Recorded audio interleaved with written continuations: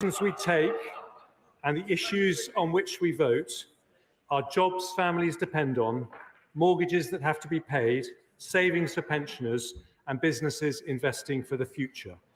We are a country that funds our promises and pays our debts. And when that is questioned, as it has been, this government will take the difficult decisions necessary to ensure there is trust and confidence in our national finances. That means decisions of eye-watering difficulty. But I give the House and the public this assurance: every single one of those decisions, whether reductions in spending or increases in tax, will be shaped through core, compassionate, conservative values that will prioritise the needs of the most vulnerable. That is why I pay tribute to my predecessors for the energy price guarantee, for the furlough scheme, and indeed for earlier decisions to protect the NHS budget in a period when other budgets were being cut. But, Mr. Speaker, I want to be completely frank about the scale of the economic challenge we face. We have had short-term difficulties caused by the lack of an OBR forecast alongside the mini-budget. But there are also inflationary and interest pressures around the world. Russia's unforgivable invasion of Ukraine has caused energy and food prices to spike. We cannot control what is happening in the rest of the world, but when the interest of economic stability means the government needs to change course, we will do so. And that is what I have come to the House to announce today. In my first few days in the job, I've held extensive discussions with the Prime Minister, Cabinet colleagues, the Governor of the Bank of England, the OBR, the head of the Debt Management Office, Treasury officials, and many others. The conclusion I've drawn from those conversations is that we need to do more quickly to give certainty to the markets about our fiscal plans and show through action and not just words that the United Kingdom can and always will pay our way in the world. We've therefore decided to make further changes to the mini-budget immediately, rather than waiting until the medium-term fiscal plan in 2 weeks' time, in order to reduce unhelpful speculation about those plans. Mr. Speaker, I'm very grateful for your agreement on the need to give the markets an early brief summary this morning, but I welcome the opportunity to give this House details of those decisions now. We've decided on the following changes to support confidence and stability.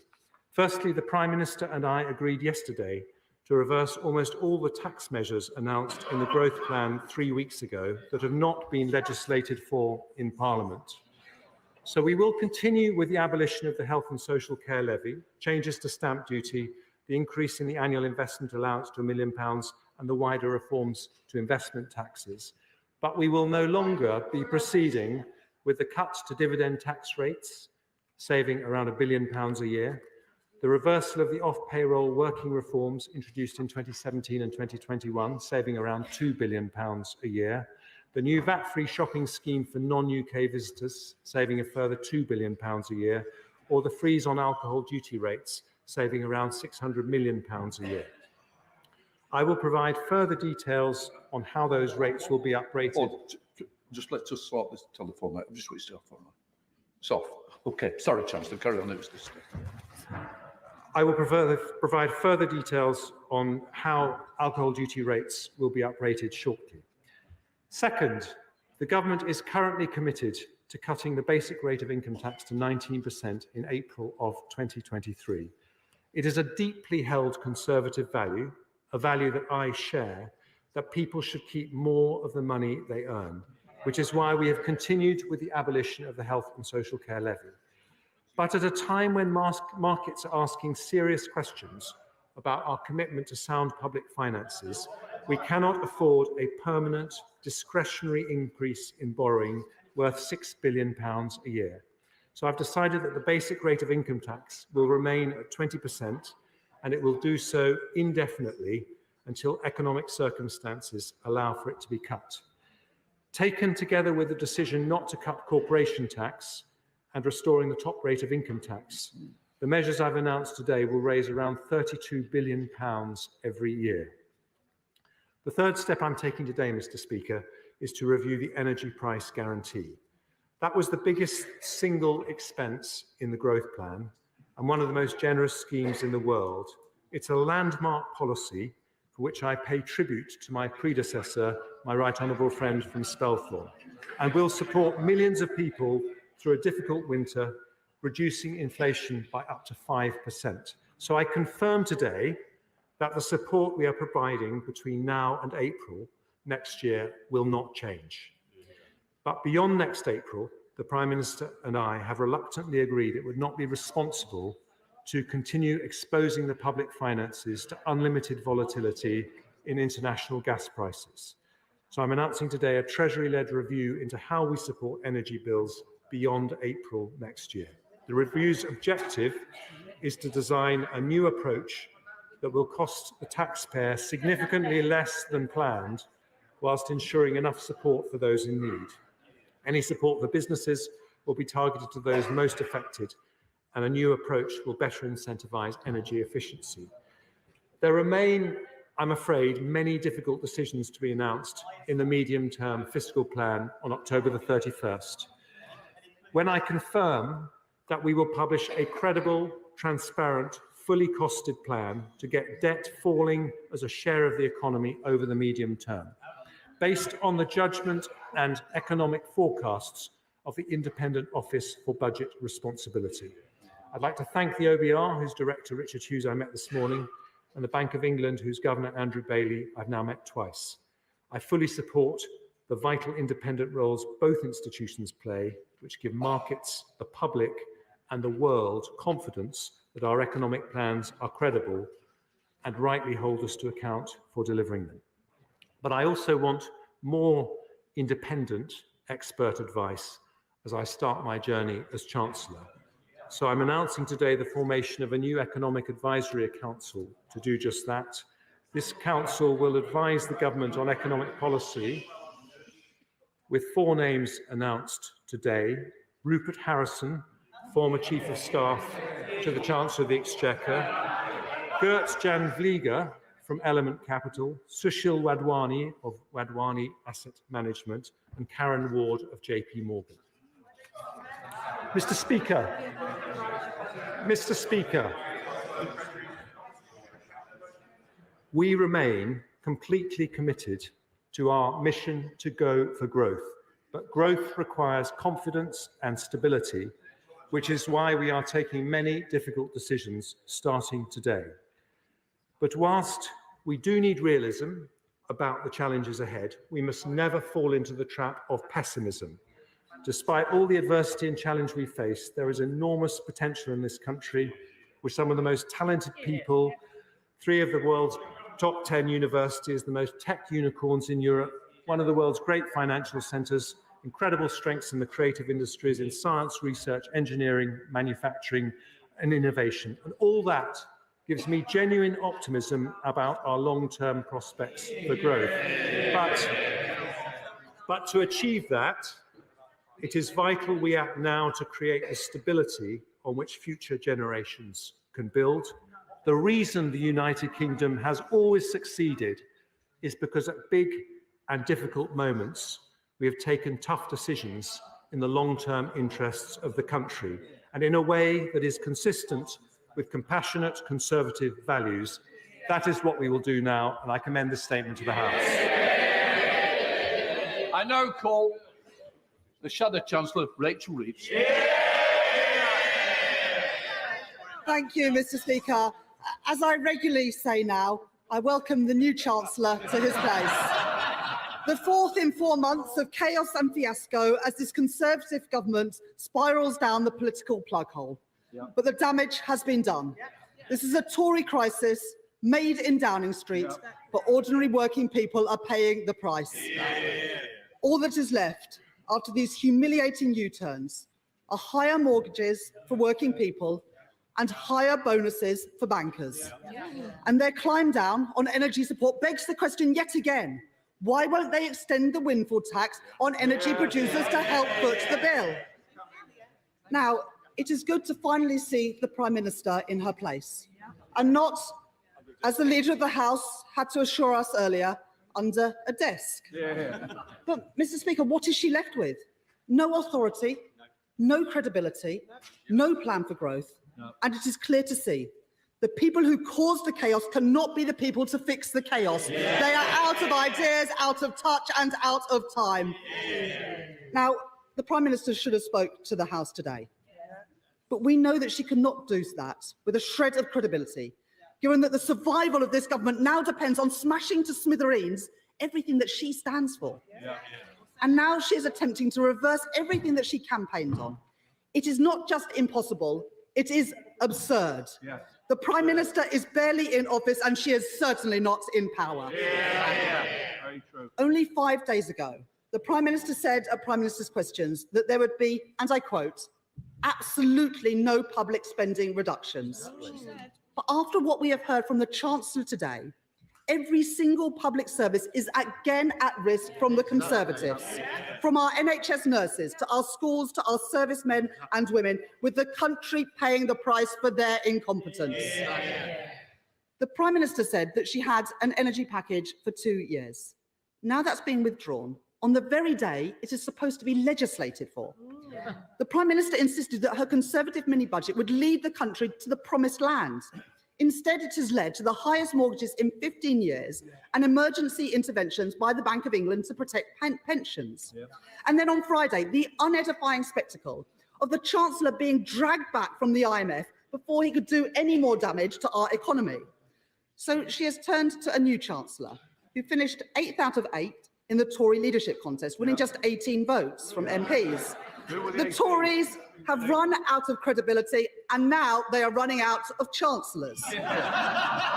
The latest office holder has been in the cabinet for 9 of the last 12 years, at the centre of a government responsible for low growth and weakened public services, and him responsible for helping run the NHS into the ground.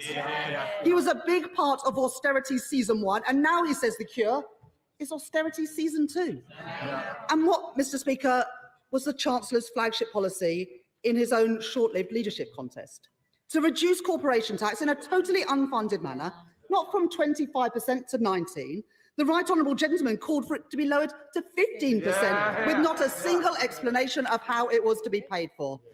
The truth is, had he won the contest and implemented these policies, we would be in an even worse place than we are now. There is no mandate, there is no authority for any of this. The Conservatives have put a lasting premium on people's mortgages.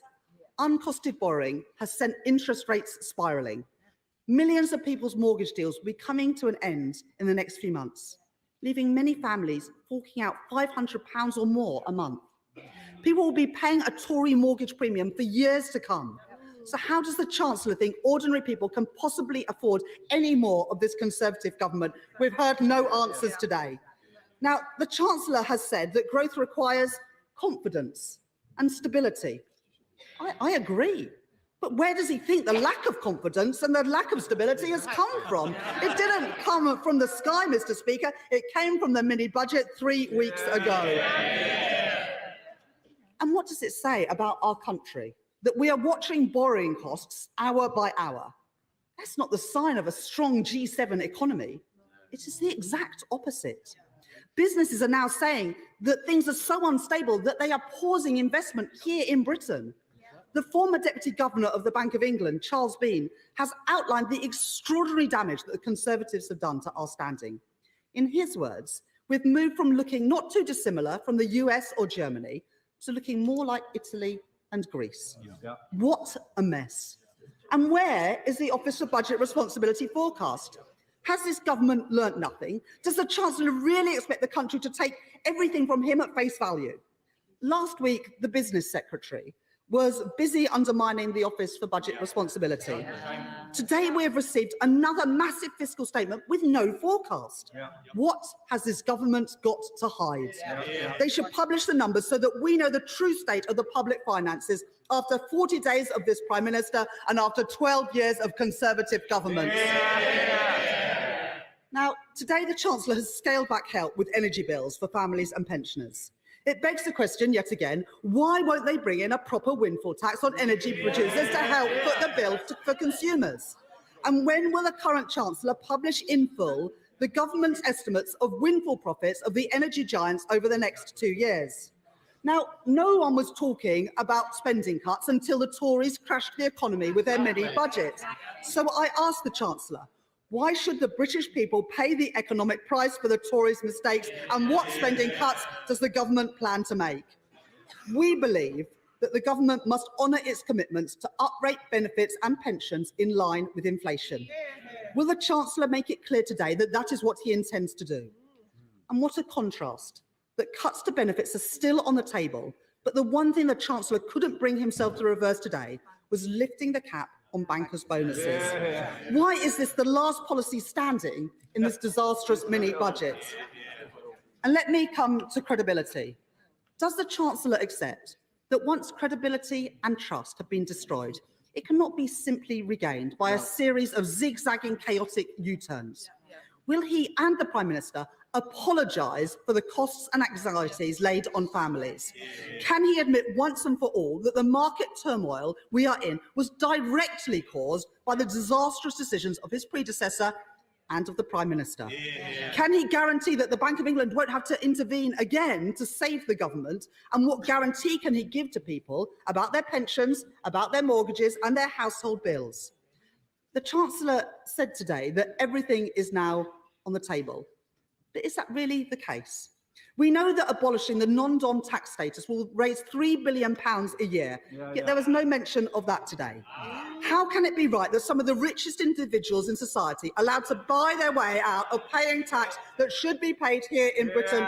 This would not be an eye-wateringly difficult decision, Mr. Speaker, so why doesn't the government just do it? There is lasting damage, which these policy U-turns won't change.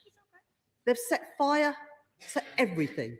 Now they insist it is all fine. The truth is, Mr. Speaker, an arsonist is still an arsonist, even if he runs back into a burning building with a bucket of water. Because they can't be trusted. The Tories are clinging on for themselves regardless of the cost to the country. Trickle-down economics will always fail. What drives forward our economy are the talents and efforts of millions of working people and thousands of ordinary businesses. The government's economic credibility has been destroyed. They have harmed our economic institutions. People are paying higher mortgages. The same set of people doing U-turns isn't going to fix it. The only way to change this is a real change in government.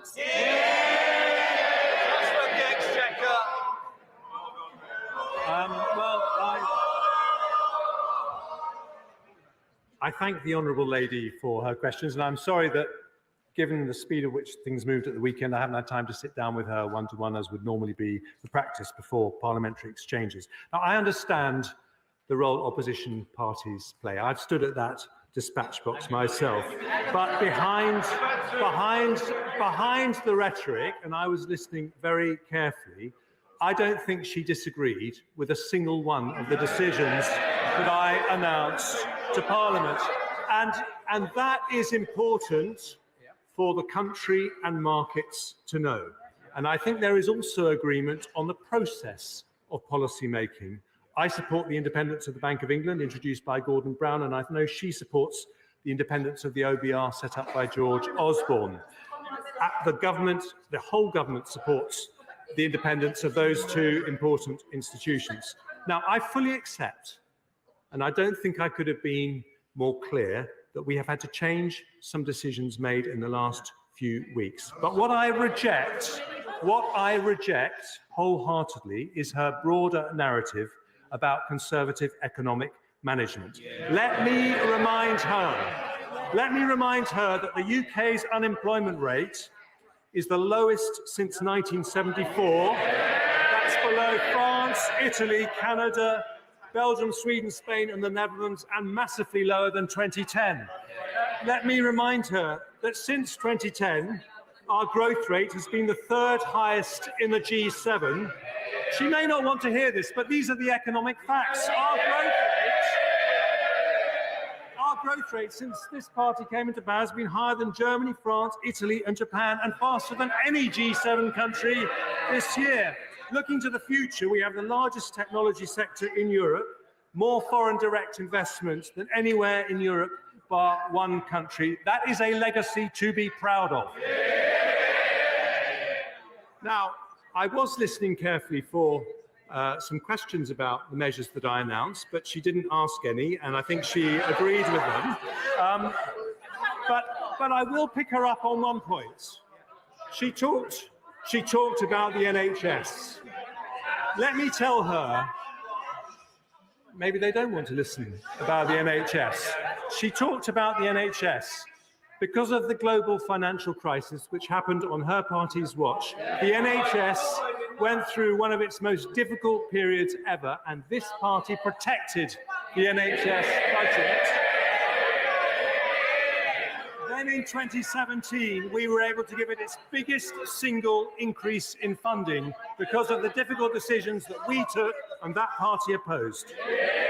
So, Mr. Speaker, in conclusion, we inherited the financial crisis, we dealt with a global pandemic, we've led the world in support of Ukraine, possible because of difficult decisions taken over the last 12 years, each and every one opposed by the party opposite.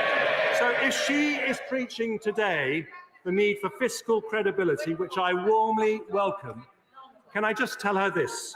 The true test will be in 2 weeks' time to see whether she supports public spending restraint.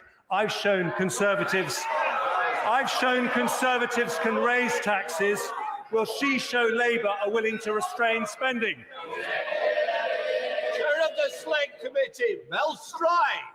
Thank you, Mr. Speaker. I welcome my right honourable friend's statement. It was both frank and bold, and it appears, in the very short term at least, to have steadied the markets. One point that my right honourable friend raised at the dispatch box, though was absent from his statement earlier today, was his renewed commitment to our financial institutions, particularly the Bank of England and the Office for Budget Responsibility. He has also now brought forward the Economic Advisory Council, a number of members of which have appeared before the Treasury Select Committee, and I think he has chosen well. But could he reassure the House that in no way the Economic Advisory Council will in any way conflict with the Bank of England or the Office of Budget Responsibility, the FCA, the PRA, and all of our institutions, and that it will be there to complement, not work against any of those institutions? Well, can I thank the honourable gentleman who has spoken very wisely in recent weeks about the difficult issues that we face. I can absolutely give him that assurance. I want to be frank to make sure that I'm getting advice from fantastic institutions like the Treasury, the Bank of England, and the Office for Budget Responsibility, but also advice that is independent of those institutions, because that is the way we'll get the best result. Rupert Harrison, in particular, has enormous experience of running the Treasury under George Osborne over many years. I think he'll make a very important contribution, as will his colleagues on the Council. And with respect to the markets, he's absolutely right to be cautious about what happens. They go up as well as they go down, and no government can control or should seek to control the markets. What we can do is the things within our power, and that is a commitment, a very firm and clear commitment to fiscal responsibility. Come to SNP spokesperson, Alison Fuller. Thank you, Mr. Speaker. I see that the Prime Minister has been urgently running off to something else rather than staying to listen. Mr. Speaker, when the previous Chancellor came to give his mini-budget 3 long weeks ago, I called it economic chaos. What an understatement that turned out to be. I'm not sure words have yet been invented to describe the scale of the unmitigated disaster which the Prime Minister and our Chancellors have created in the past 24 days. We're back where we started, significantly worse off due to Tory incompetence. And isn't it just as well that in Scotland, the Scottish Government didn't take the advice of Tory MPs to copy and paste before the front bench here deletes all? And people will be paying the price for this for many years to come through higher interest and borrowing rates. Will he apologise for this increased cost that his colleagues have inflicted upon people? And he has not been clear at all. Will he confirm the status of the banker's bonus cap? Has it been scrapped or has it not been scrapped? There is little by way of detail from the current Chancellor on doubling down on austerity and what that will mean for people. But the Institute for Government and SIPFA have been clear that there is no fat left to cut after a lost decade for public services under the Tories. So where does the current Chancellor expect to make these cuts, these efficiency savings? We know what he means when he says it.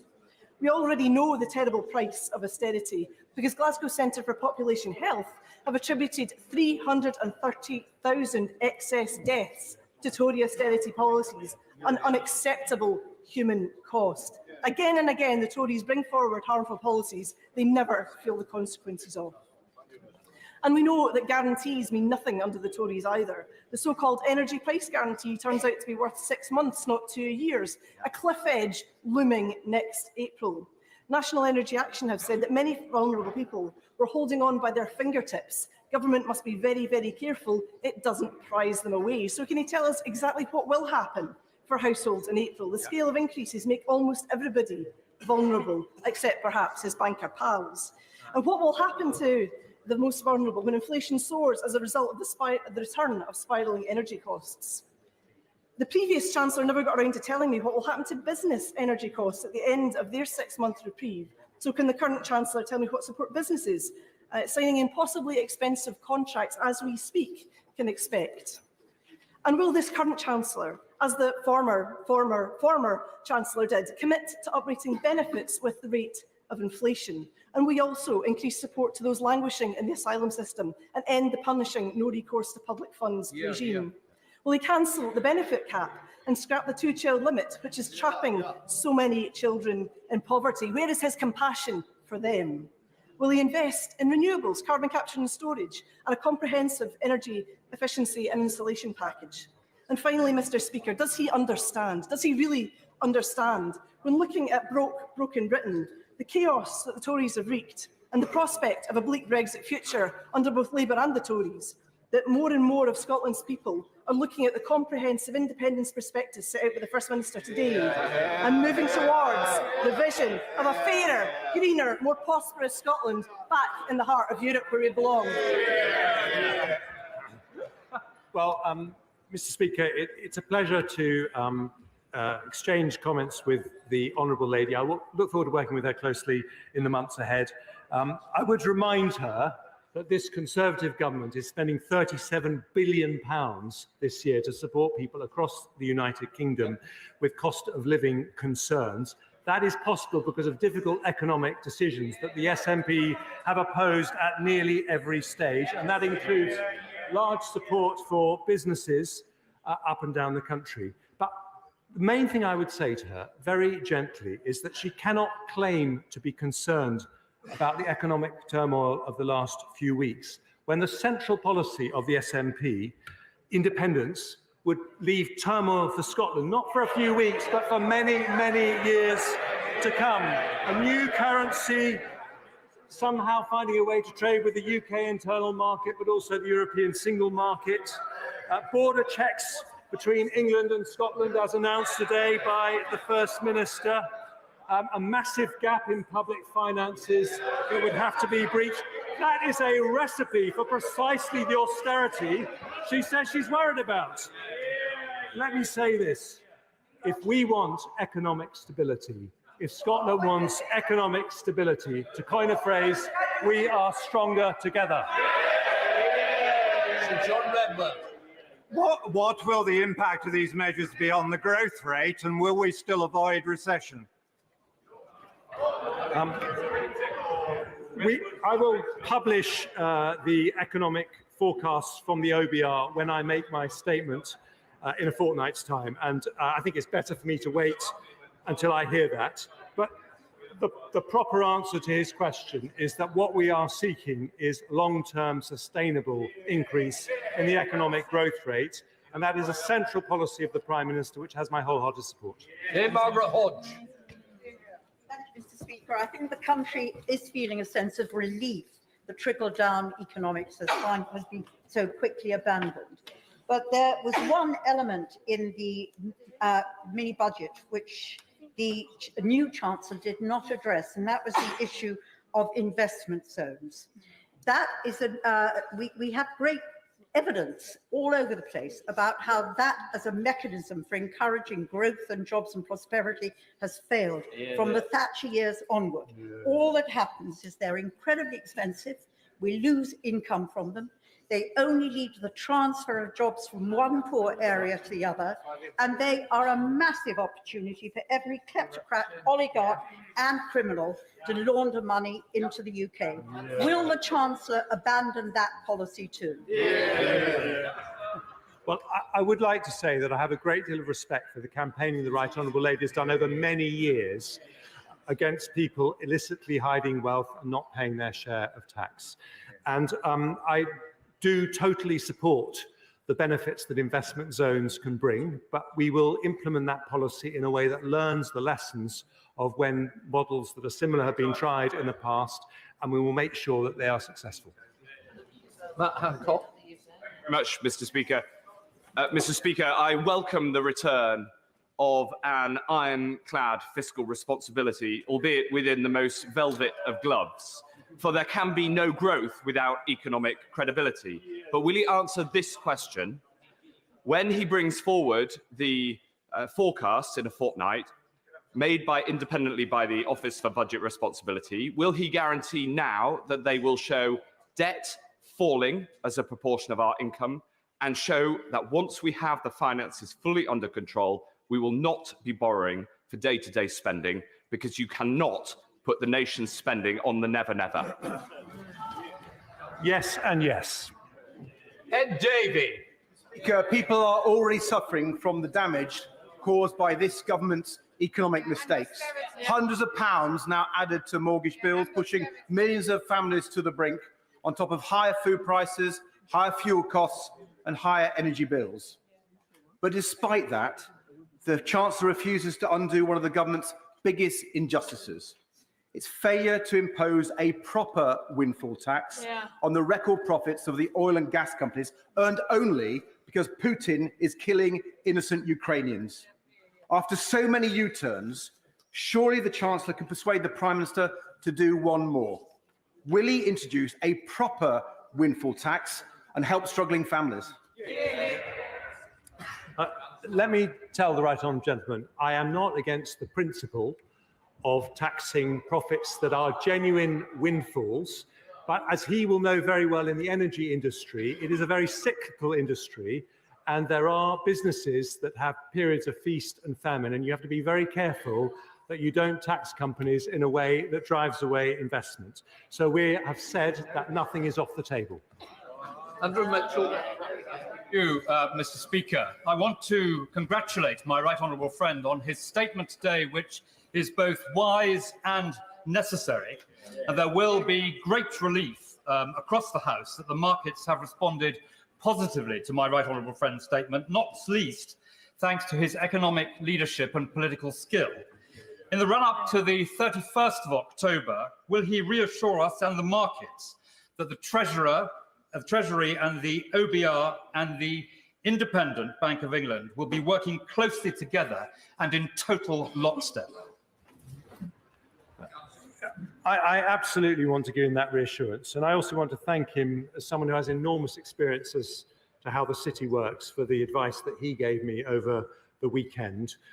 I think one of the best things about the economic structures we have is the interaction between institutions which have independence and are able to give independent advice, and Treasury and the government. And it has helped create stability. And I hope that what I've said today will bolster that further. Bashunara Ali. Thank you, Mr. Speaker. Can I congratulate the Chancellor on his appointment, and I hope he lasts longer than his predecessors. Well, 5 million people will see their mortgages go up, and the mini-budget fiasco means that on average £500 more in payment, and in London nearly 900. Can the Chancellor assure us that he's going to look at how he can take that additional Prime Minister's mortgage premium off people's bills and take action to protect them in these difficult times? And if you can't, could they send the bill to him? Let me say to the Honourable Lady that we have an absolute responsibility as a government to do everything we can to hold increases in mortgage rates down as much as is possible insofar as the government has an influence on them through its own actions. And that is why I've taken, I think, very strong and quick steps to demonstrate this government's commitment to fiscal balance. But we are in a world in which, unfortunately, interest rates are going up everywhere, and everyone is having to deal with increases in mortgage rates. And we are thinking about the challenge for people who have those mortgages, but I want to make sure that that does not happen as a result of actions by this government. Kevin Hollingray. Can I welcome all the measures in his statement today? I think it's absolutely right that we look for better value for the taxpayer through spending restraints. But can he confirm any cuts to spending will not impact on capital expenditure, infrastructure expenditure, particularly across the north, and that will fully deliver on projects that we've already committed to, such as Northern Powerhouse Rail? As my honourable friend will know, sorry, my voice is a bit croaky at the moment because I've been probably talking too much over the last few days. But as my honourable friend will know, there are very important projects that we all care about a great deal. But given the severity of the situation at the moment, we are not taking anything off the table, whether tax increases or spending reductions. But I don't believe it is possible. I don't believe it is possible to have a long-term, credible economic growth strategy that doesn't recognise the vital importance of capital spending. Siobhan MacDonald. Thank you, Mr. Speaker. Even a screeching U-turn can't repair the damage when we've already had the crash. But when the Chancellor dismantled Trussonomics overnight, why on earth did he decide to carry on boosting bankers' bonuses in the heart of a cost of living crisis? Because the policy didn't work, and we will get more tax from rich bankers with the policy we now have. Greg Clark. Mr. Speaker, I welcome the Chancellor's statement. If there are further steps that are required, will he do whatever it takes to restore the UK's fiscal credibility? I will. Samuel Wilson. First of all, can I welcome the appointment of the Chancellor and wish him well in his job, because his success, on his success depends the success of all of our constituents in meeting the cost of living.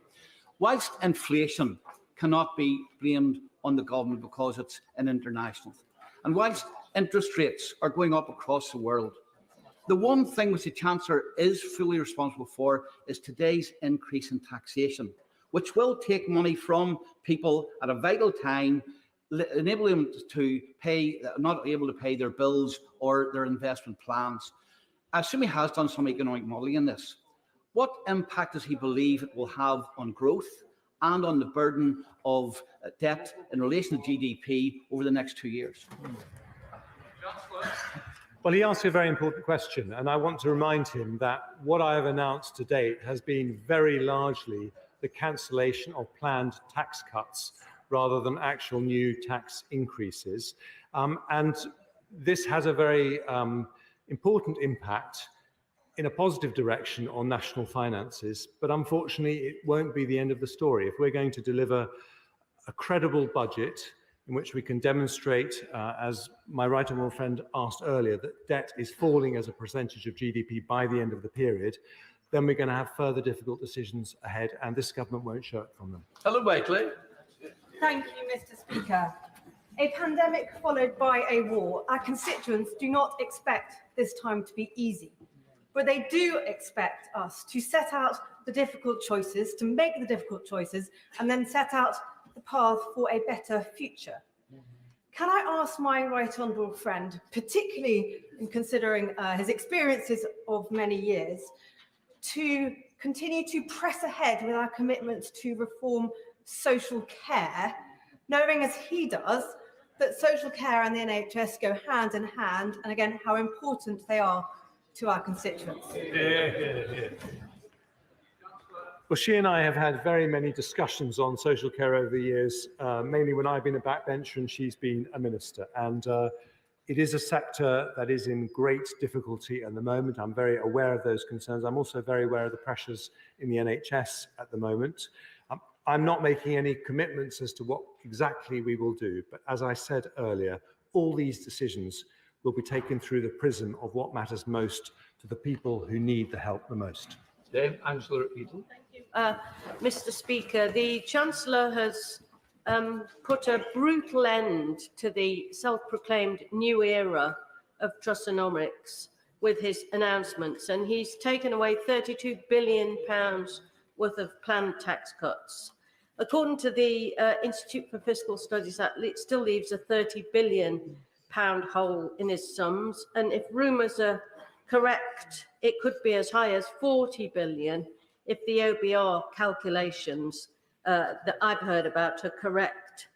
That means surely, doesn't it, Mr. Speaker, austerity 2.0 of at least the same size as the first level of austerity we had from 2010 to 2015. Surely, Mr. Speaker, the Chancellor must know that public services simply cannot deal with that level of cuts when they've been so weakened by austerity, the first round of austerity. Let me say to the right honourable lady, I was a cabinet minister in 2010 when we had very difficult decisions to take in the wake of the financial crisis, and my department's budget was cut by 24%. And I don't believe we are talking about anything of that scale. And I think it's likely that cash spending will continue to go up. But that said, I want to be completely frank with people. We are going to have very difficult decisions, both on tax and spending, in the next couple of weeks.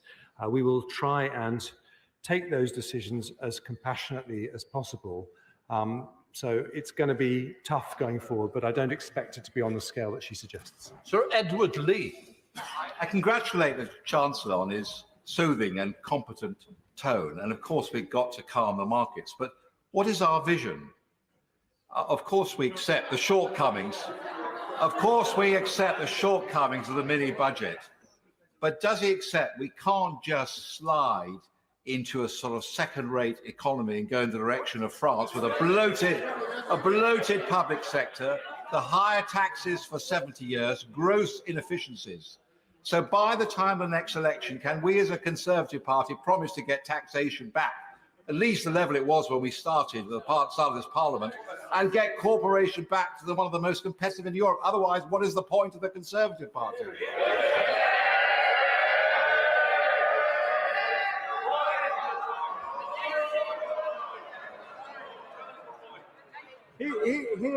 Here's the problem, Mr. Speaker, with all the noises we're getting from the party opposite. This compassionate Conservative government was able to step in with massive help from members of the public with the furlough scheme, with the energy price guarantee, because we took difficult decisions on the economy in the years that preceded it, each and every one that was opposed by the party opposite.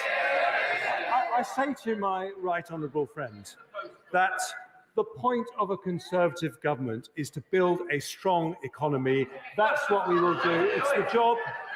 It's an important point I wish to make, Mr. Speaker. It is the job of the Chancellor not just to balance the books, but also to have a vision for economic growth. And I hope I will persuade him in 2 weeks' time that I have just that. Emma Hardy. Thank you, Mr. Speaker. Does the Chancellor agree with the Prime Minister, who confirmed that the state pension would rise with inflation in April? And if he does agree, can he commit to it today?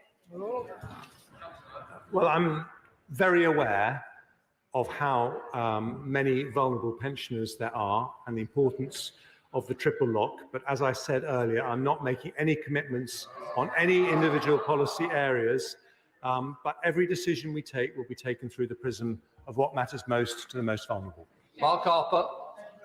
Mr. Speaker, can I thank the Chancellor for his robust defence of Conservative economic policy over the last 12 years? More of that, please. And my inner chartered accountant can't but help welcome the fact that he's reassured me that it is the Treasury's job, essential task, to make sure the sums add up. Yeah. Can I ask him a little bit about the review of the energy price guarantee? It's right, I think, to focus taxpayer support on those that need it most. But can I draw to his attention that 1/7 of the population are not on the gas grid? 40% of my constituents are not. As he designs that system to protect the most vulnerable, can he make sure it works for everyone in the country, wherever they live and however they heat their homes? Well, I look forward to lots of useful advice from his inner accountant over the months and years ahead. I will certainly bear that point in mind. The issue with the revised scheme that we want to announce for the energy price guarantee is that I think most people agree with the logic of targeting support where it's needed the most, but we need a scheme that works practically, and it is not actually particularly easy to design that kind of scheme. So we're going to do as much work as we can, and we'll announce what we're going to do as soon as we can, but we'll certainly bear in mind the points he made. John MacDonald. The backdrop to today's statement isn't just the chaos of the last fortnight. It is also a report of 3 weeks ago that demonstrated, as a result of austerity, there has been over 300,000 excess deaths. Can I ask him in his preparations for the 31st of October that he recognises that unless he increases benefits by at least the rate of inflation, there will be more excess deaths and suffering? Yeah. He will know, because I've said it many times today, that I'm not making firm commitments on any individual elements of tax and spending, but I hope he is reassured that I've been very clear about the values through which we will take those decisions. Mr. Early. Thank you, Mr. Speaker. I congratulate my right honourable friend. He has hit the ground running in this job. These are difficult decisions. They're the correct decisions right now. We all aspire to tax cuts in the future, but he's right that we actually have to have the money to pay for those. But could I ask him, as he prepares for the 31st of October, to look in detail at how we address what is the most, in my view, deep-rooted problem this country faces and has done for decades, which is our current account deficit. We will not truly get rid of these issues until we restore a better balance in our national finances. Can I ask him to make that a priority? Well, I thank my right honourable friend for his question, and I agree. Ultimately, it is not sustainable to have a permanent current account deficit, and that is something we need to address. Bentley. The Chancellor announced that he will be reviewing the energy price guarantee. But does the government have any plans to review the level of support offered to off-grid properties with the cost of the heating bills this winter? There is cross-party consensus that the £100 payment is inadequate to meet the rising level of bills. So will he bring forward further support in advance of this winter? Yeah. Well, I've listened carefully to what the honourable gentleman said, as I did to my honourable friend from Forest of Dean, and we will certainly look carefully at what can be done for off-grid properties. Mr. Speaker, can I welcome the necessary but vigorous course corrections that my right honourable friend has introduced? He began his statement by saying that the central responsibilities of any government, they also include security, defence of Britain, support to our allies, and standing up to our adversaries, as we've done so in Ukraine. My right honourable friend knows the world's getting more dangerous, not less. Will he commit to continuing that promise of 3% GDP defence spend? Well, it won't be a secret to my right honourable friend that I'm sympathetic to that, because I've campaigned for it when I was a backbencher very loudly and visibly. But all of these things have to be sustainable. Any increase in defence spending has to be an increase that we can sustain over very many years. Let me just say to him today that I agree with him entirely that the duty of a government is security for the population in all senses of the word. Steve McKay. Thank you. Does the Chancellor's compassionate conservatism extend to raising the minimum income component of pension credit, or is he prepared to let the poorest pensioners in the land be sacrificed on the altar of Trussonomics? What I gently say to him is that whilst I completely understand how important it is to support our most vulnerable pensioners, what they need more than anything is a strong economy that can pay for the support that we would want to give them. Simon Hall.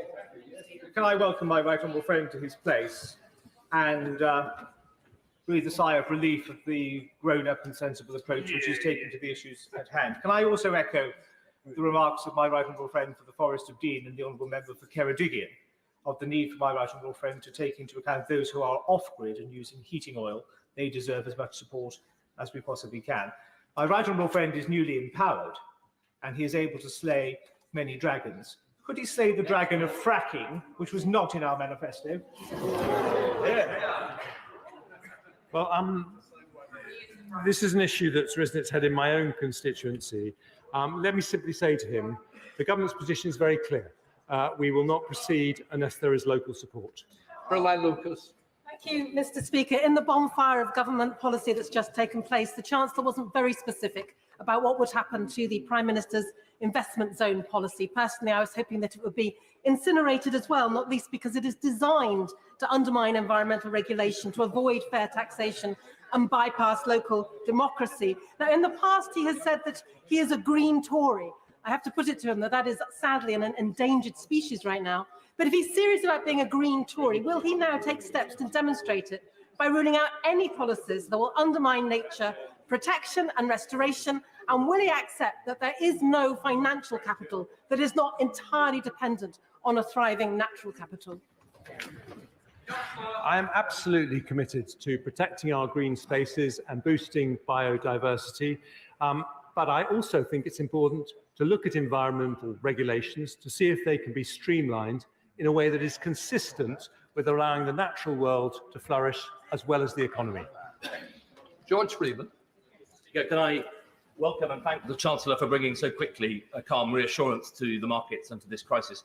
Would you agree with me that economic crises based on political confidence mean everybody in this chamber, both sides of the House, have a duty to reassure the markets that we're capable of taking tough decisions? And would he second agree with me that as we look to grow, as he's highlighted, the technology and science areas provide huge opportunity and we should resist the opportunity to cut funding? There is no more formidable advocate of science and technology than my right honourable friend. And I think he knows that I also care very much about that sector. And with respect to reassuring the markets, I think the most important thing is, as we said earlier, that there is actually no disagreement about the policies announced today. And I think it's important for the markets to know there is that consensus in the House. Dame Diana Johnson. Speaker, last month the Prime Minister told the BBC in Hull that we would be included in the Northern Powerhouse rail, despite not being included in the government's integrated rail plan. So I want to know, was the Prime Minister wrong to say that to the BBC in Hull? I don't know, but I'll write and tell her. Dr. Julian. Mr. Speaker, may I warmly welcome the Chancellor's earlier remarks about defence and security. As it took us very many years to pay off this country's colossal Second World War debt, am I right in thinking that the huge costs of COVID and of Putin's aggression in Ukraine cannot possibly be cleared completely in the short to medium term?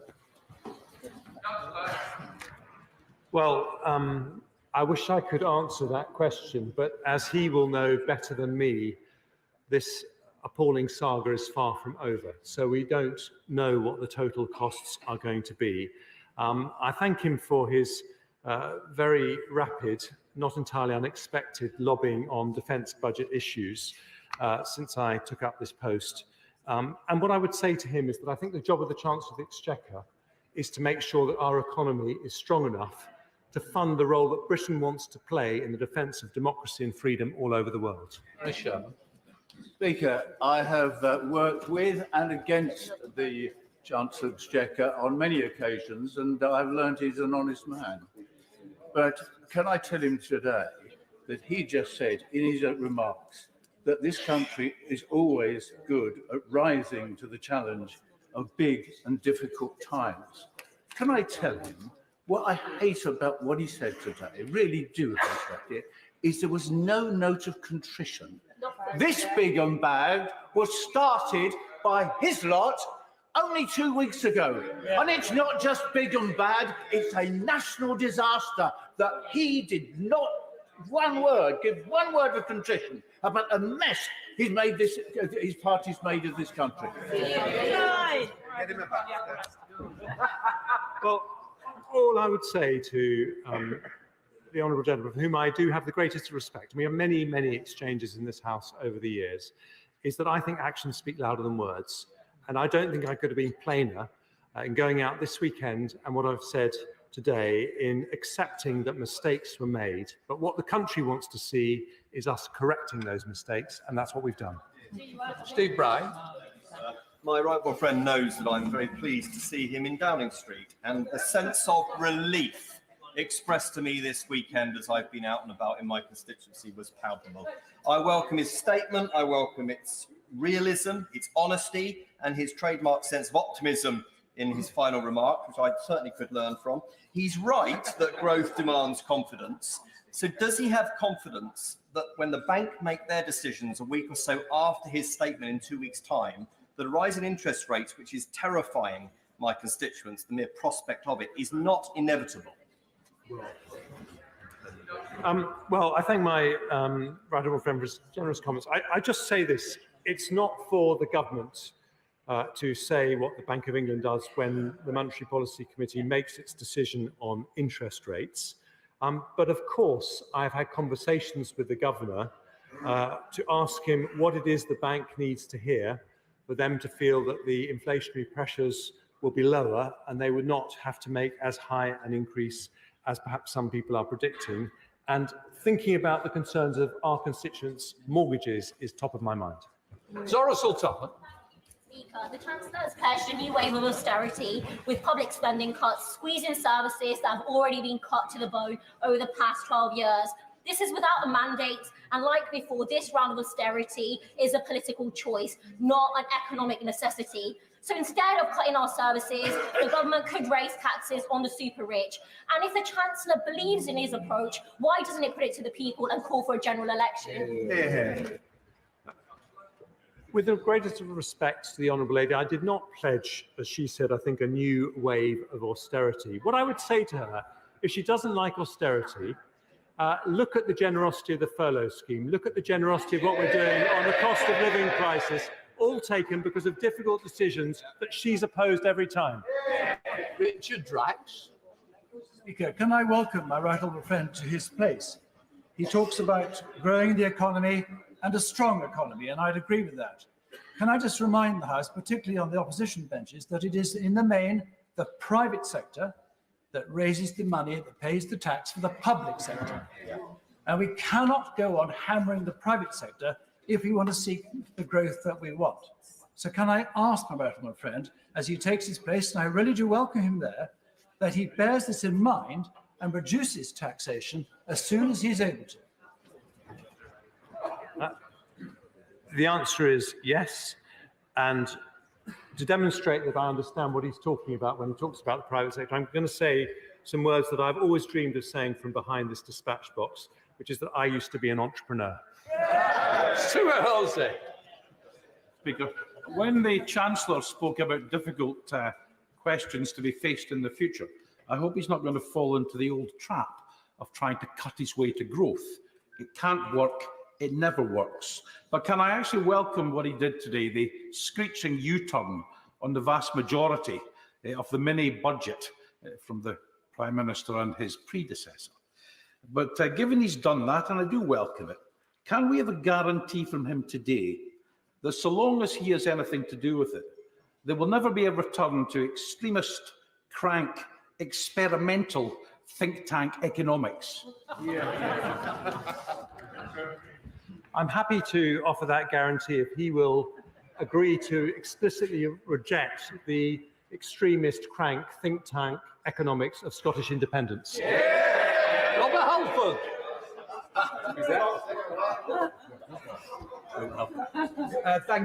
Thank you very much. Thank you very much, Mr. Speaker. I welcome the direction of travel of my right honourable friend, and also the restatement of compassionate conservatism, which is at the heart of this political party. Could I just ask my right honourable friend that when the previous government had to rightly cut the Conservative government under Chancellor George Osborne had to cut the deficit and cut debt, they also helped the most needy with the cost of living, introducing the living wage and cutting taxes for lower earners, introducing a fuel duty freeze, but they also invested in skills and apprenticeships. And I know he's not going to give me an answer now, but could I ask him, will that be his guiding philosophy as he goes forward in his new role? Well, I always listen to my honourable friend very carefully on these issues. Let me say to him this. I don't think we will solve the growth paradox of this country, raising our long-term rate of economic growth to 2.5% from under 1%, unless we tackle the skills issue. It is absolutely central. I don't promise that I can give him an entire solution to that in 2 weeks' time, but it's something I'd very much like to talk to him more about. Mr. Speaker, government insiders are busy telling the press that the Bank of England is playing roulette, that's in quotes, with the British economy. Is that helpful or unhelpful? Well, those comments have not been coming from the government since I have been a part of it. I can't talk about what happened before, but what I will say is that I am working extremely closely with the Bank of England, and we are both absolutely aligned on the need for stability. James Coughlin. Thank you, Mr. Speaker. And I congratulate my right friend. Welcome to his post. This is one of the crucial points, that one of the weaknesses of the plan for growth is that fiscal and monetary policy were effectively contradicting one another, and that when we talk about working with the Bank of England, what that really means is fiscal and monetary policy working in lockstep so that we deal with inflation, which is actually the biggest economic challenge we face. He's actually answered the previous question much better than I did. The answer is yes. Stephen Furry. Thank you. It is quite right that the Chancellor is seeking to reassure the markets, but will he take the opportunity today to also reassure the millions of people who rely on benefits, both people who are in work and people who are out of work? The UK has some of the lowest benefits in Europe. People on benefits with no plan B, they have no savings, and they have huge anxiety at present given the current situation. So can he pledge the benefits will increase in line with existing government policy, in line with the CPI, and also will he reverse what the previous Chancellor said in his mini budget around the more punitive approach to be taken against those on benefits? Well, what I would say to him is just very straightforward. It's because I want us to be able to support the poorest, the most vulnerable, the people in the greatest difficulties in society, that I think the most important thing I can do right now as Chancellor is what I can to create economic stability, and that's what I'm doing. Alex Chalk. Thank you, Madam Deputy Speaker. I warmly welcome the Chancellor's swift and decisive action today, but also the tone and, above all, the candour of his remarks. Does the Chancellor agree with me that the best way to build in the long term a strong economy and a fair society for my constituents in Cheltenham, many of whom he met recently, is to repair the public finances in the short term? That's the Conservative way. That's what builds prosperity in the long term. Absolutely. And only a couple of weeks ago, I was sitting in a cafe in Cheltenham having a cold sandwich with him. And I also want to thank him for his incredible articulacy in lobbying for the needs of the people of Cheltenham. Stephen Kinnock. Thank you, Madam Deputy Speaker. Does the Chancellor think that it's morally justifiable to lift the cap on bankers' bonuses whilst refusing to confirm that he will link benefits to inflation? Is it morally justifiable? I understand why he's asked the question, and I believe that wealthier people should pay more as we go through a difficult period. But I think the mechanism that we were doing that with the cap wasn't working, and we will get more money out of the pockets of those rich bankers by what we're going to do now. Click Drummond. Madam Deputy Speaker, many of our more advanced manufacturing businesses are in the defence sector, and they welcome our commitment to a growing defence spending. They have no problem with paying more corporation tax as long as they're incentive to support their cutting-edge research and development. Will my right honourable friend commit to ensure that those incentives are available across all industries? Well, I think that's a very important point. We've got an issue that we need our companies to invest more in R&D. We've got, I think, a fantastic opportunity to be the world's next Silicon Valley with all the potential of our great universities and incredible levels of innovation. But I absolutely think there's more we can do, and I'll bear in mind her comments. Alan Bryan. Thank you, Madam Deputy Speaker. Since 2015, the value of the pound's dropped about 30% compared to the dollar. After this government's mini budget, the pound hit an all-time low against the dollar. We're given oil and gas and other related energy products are trading in dollars. Isn't it the case that we're absolutely tanking the pound against the dollar? This government's actually added other costs to the cost of energy in the UK. Well, I'm delighted that someone from the SNP is worried about the value of the pound, and I think that shows it matters to all of us. And I would say to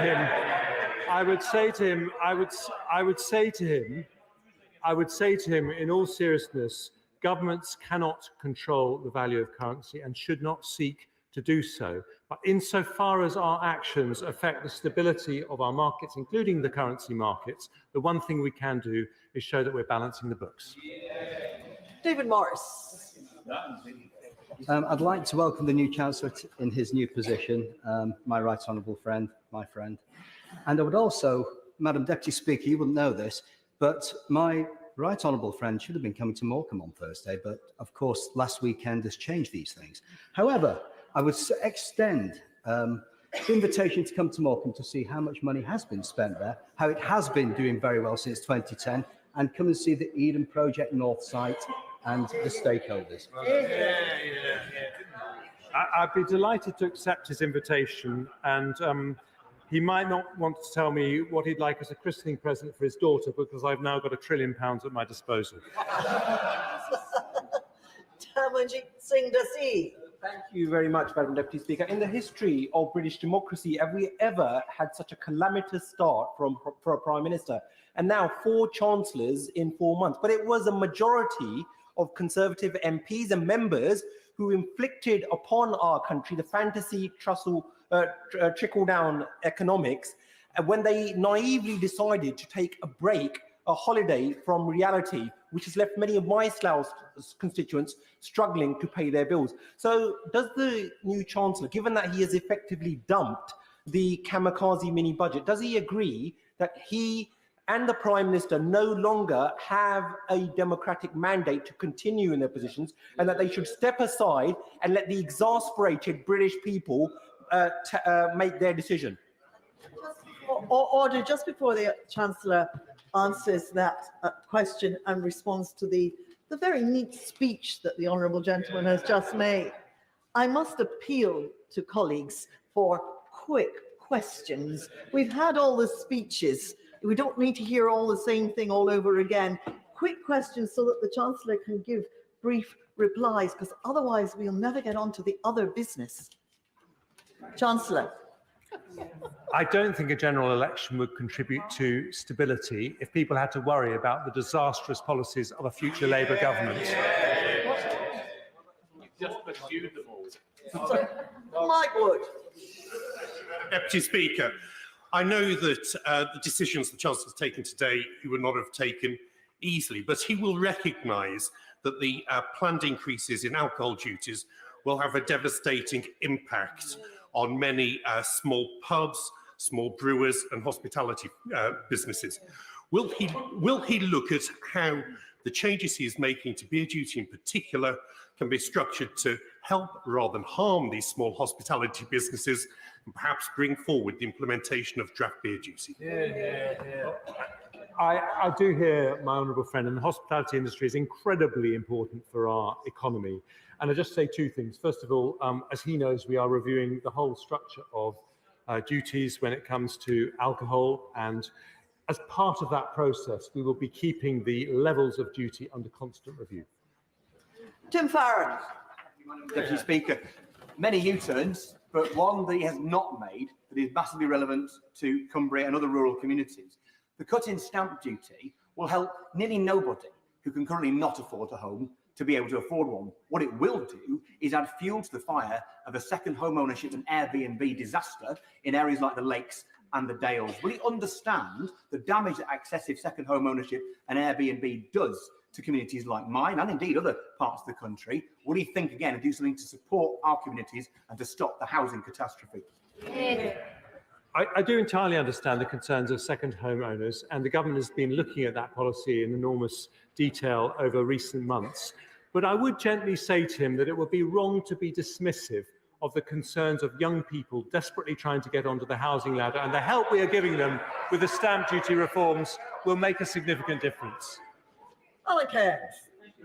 Deputy Speaker, I pay tribute to the Chancellor for his statement and for the urgency in which he's taken them. The energy price guarantee was welcomed across the House, although that is probably the policy that created the greatest uncertainty in the financial markets. Does my right honourable friend agree, as he reviews the policy, that there will continually be challenges in this area so long as Putin maintains his aggressive conflict in the Ukraine? Absolutely, and I'm very pleased that he made that point, because we should remember that Putin's game is to try and turn economic instability into political instability, and we must not play along with it. Stephen Doughty. Thank you, Madam Deputy Speaker. The chaos in the bond markets impacting on pensions were as a result of decisions by his government, his party, his Prime Minister. Can he now tell us, are all pension funds secure? What is the value of the total losses? And what actions will he be taking to ensure that people can have confidence in their pensions? Why should they ever trust the Tories with their pensions again? I'm afraid I don't accept his analysis of why those problems happened at all. But I don't deny that we have had some issues with pension funds. But I would just point him to the Governor of the Bank of England statement today that says that we are well on our way to resolving them. Jack Burton. Thank you, Madam Deputy Speaker. People and businesses across Stoke-on-Trent are incredibly thankful for the support with energy bills throughout the winter. So will my right honourable friend look at when he comes to review these policies in April to make sure that those who most need that support are protected most, and particularly those energy-intensive businesses like ceramics in Stoke-on-Trent? Well, my honourable friend will be pleased to know that I've already had discussions, extensive discussions with my Treasury officials about the needs of energy-intensive industries, and we are very well aware of those issues. Jess Phillips. Thank you, Madam Deputy Speaker. It seems quite baffling to me that everybody giving and I welcome him to his place, plaudits for all the work he's done and well done, when the thing that he is undoing was the Prime Minister's budget, as if the last 4 weeks haven't happened, and I feel a tiny bit gaslit by it, I have to say. So why is he spending £2 billion a year on unfunded stamp duty cuts when he said today he couldn't announce unfunded tax cuts? So how is he going to pay for that? She'll find out in 2 weeks. Andrew Jones. Can I just say it's very good to see my right honourable friend in his place. Does he agree that as well as supporting families and businesses now with energy bills, the need for long-term energy resilience is as urgent as ever? Will that be one of his priorities? It will, not just my responsibility, but that of the whole government, because I think good government is about fixing long-term issues as well as dealing with short-term crises, and that is definitely a very, very important long-term issue. Jeremy Corbyn. Madam Deputy Speaker, we live in a deeply divided country and a deeply divided society. There are more poor people than ever, there's more people accessing food banks than ever before, and there are more children growing up in absolute poverty and, as a result of that, not achieving their best in life. Twice he's refused to answer the question about whether he will raise benefits in line with inflation. For a third time, can he please assure those people who rely on benefits for their very existence that they will be increased at least in line with inflation to tackle the appalling poverty that so many people face? Well, I respect the right honourable gentleman for pressing me on that issue, because I understand how important it is. And let me say to him, the reason I'm not able to give him the answer he seeks is because I'm not giving that answer on any area of spending or any tax policy. The situation we face is extremely grave, and we have to look at these issues in the round. And we will come to the House with those decisions just as soon as they have been made and also independently audited by the Office for Budget Responsibility. Laura Farris. Speaker, I welcome the rapid grip my right honourable friend has exerted on the public finances. It's been reflected throughout the day by the rally in sterling and gilts. But can I seek clarification of his comments on investment relief? Will he maintain his commitment to seed enterprise investment schemes focused on science and technology? They are thriving sectors in my constituency, and as he alluded to, they are the engines of our future economic success. Well, I ran a small technology business for 14 years, so it's very much where my heart is. And I think there's a massive opportunity for the UK to create something a bit like the City of London, something that can really pay an enormous amount of corporate tax for many, many years to come. So I just want to say to her now, although I can't give her the answer, I am determined to grip that opportunity. Pete Wishart. If the Chancellor would like to take this opportunity to concede that he is now the de facto Prime Minister and it's he that calls the shots in government, and what must be the most bizarre and surreal coup in political history. But I'm wondering, in this new role, does he think that the current Prime Minister is a help or a hindrance to his economic objectives? Look, I just say this. It is the most challenging form of leadership to accept that a decision you have made has to be changed. And the Prime Minister has done that, and she has done so willingly because she understands the importance of economic stability, and I respect her for it. Ian Levy. Thank you, Madam Deputy Speaker, and I welcome my right honourable friend to his place.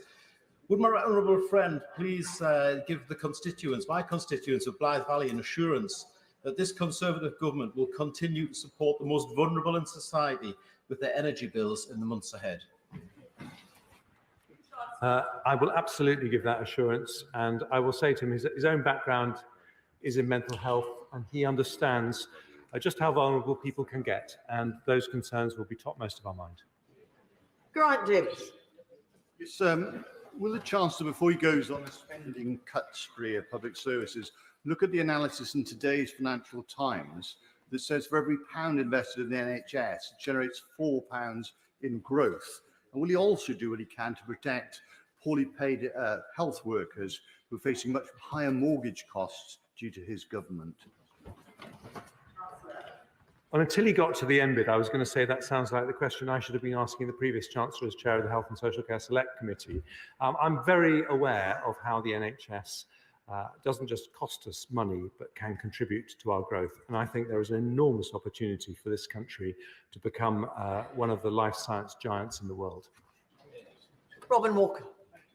My right honourable friend, his place and his focus on both fiscal responsibility and compassionate conservatism. Further to his very welcome answer to my right honourable friend from Harlow, would he agree that money invested in the skills and the education of the most disadvantaged is money well spent, which will benefit the fiscal growth and stability of our country in the future?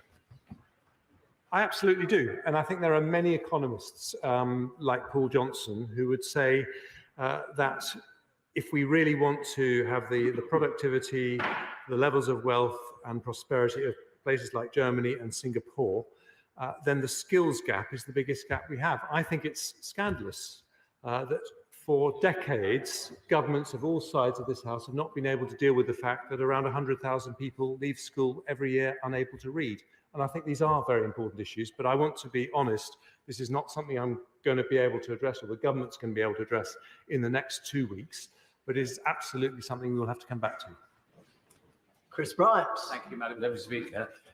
For all the hand-wringing and soft soap, I'm afraid I don't think this one's any better than the last Chancellor. Yeah. Well, he's been present at all the failures over the last 12 years. The failure to invest in the NHS, the failure to make sure that we had PPE in time for a pandemic, the failure to deal properly with the invasion of Ukraine and the annexation of Crimea. In 2014, and all of these things, he has been there at the scene of the crime. And the biggest problem is we will now have, as a result of 12 years of Tory economics, we will have the highest tax take in our history, and still the highest borrowing in our history, and probably the largest tax cuts in our history. Why is this the only country, the only major economy in the world that has not yet grown to the level that it was before the pandemic? I actually have a lot of respect for the honourable gentleman as a great parliamentarian, but will he allow me to say that there isn't really a polite word to describe the nonsense that he's just said? We inherited the worst financial crisis since the Second World War from his party, and since then we are the third highest growing country in the G7. He talked about the NHS, which had a 20 billion increase in funding on my watch, 40,000 more doctors, nurses and other clinicians, and there's more to come if we take the difficult decisions to grow our economy that his party always opposes. Holly Mumby-Croft. Deputy Speaker, my honourable friend the Chancellor knows very well the importance of steel, both to my Scunthorpe constituency and to our country. Will he confirm that the energy support package for business remains unaltered and that when the Treasury enters into the 3-month review, they will do so mindful of the strategic value of steel? Yes and yes. Toby Perkins. Thank you very much, Madam Deputy Speaker. Firstly, when the Chancellor gets to speak, can he withdraw the claim that Labour opposed the furlough? Because actually we didn't, we supported furlough. Yeah. But secondly, the Chancellor was of the view, the previous Chancellor was of the view that if you reduce corporation tax, more money came back in revenue, and indeed in his own short-lived leadership contest, he seemed to be saying the same thing. He proposed even greater cuts to corporation tax. So can he now tell us, does he believe that an increase in corporation tax will raise more revenue, or what, as he previously said, less? Let me just say this to the honourable gentleman.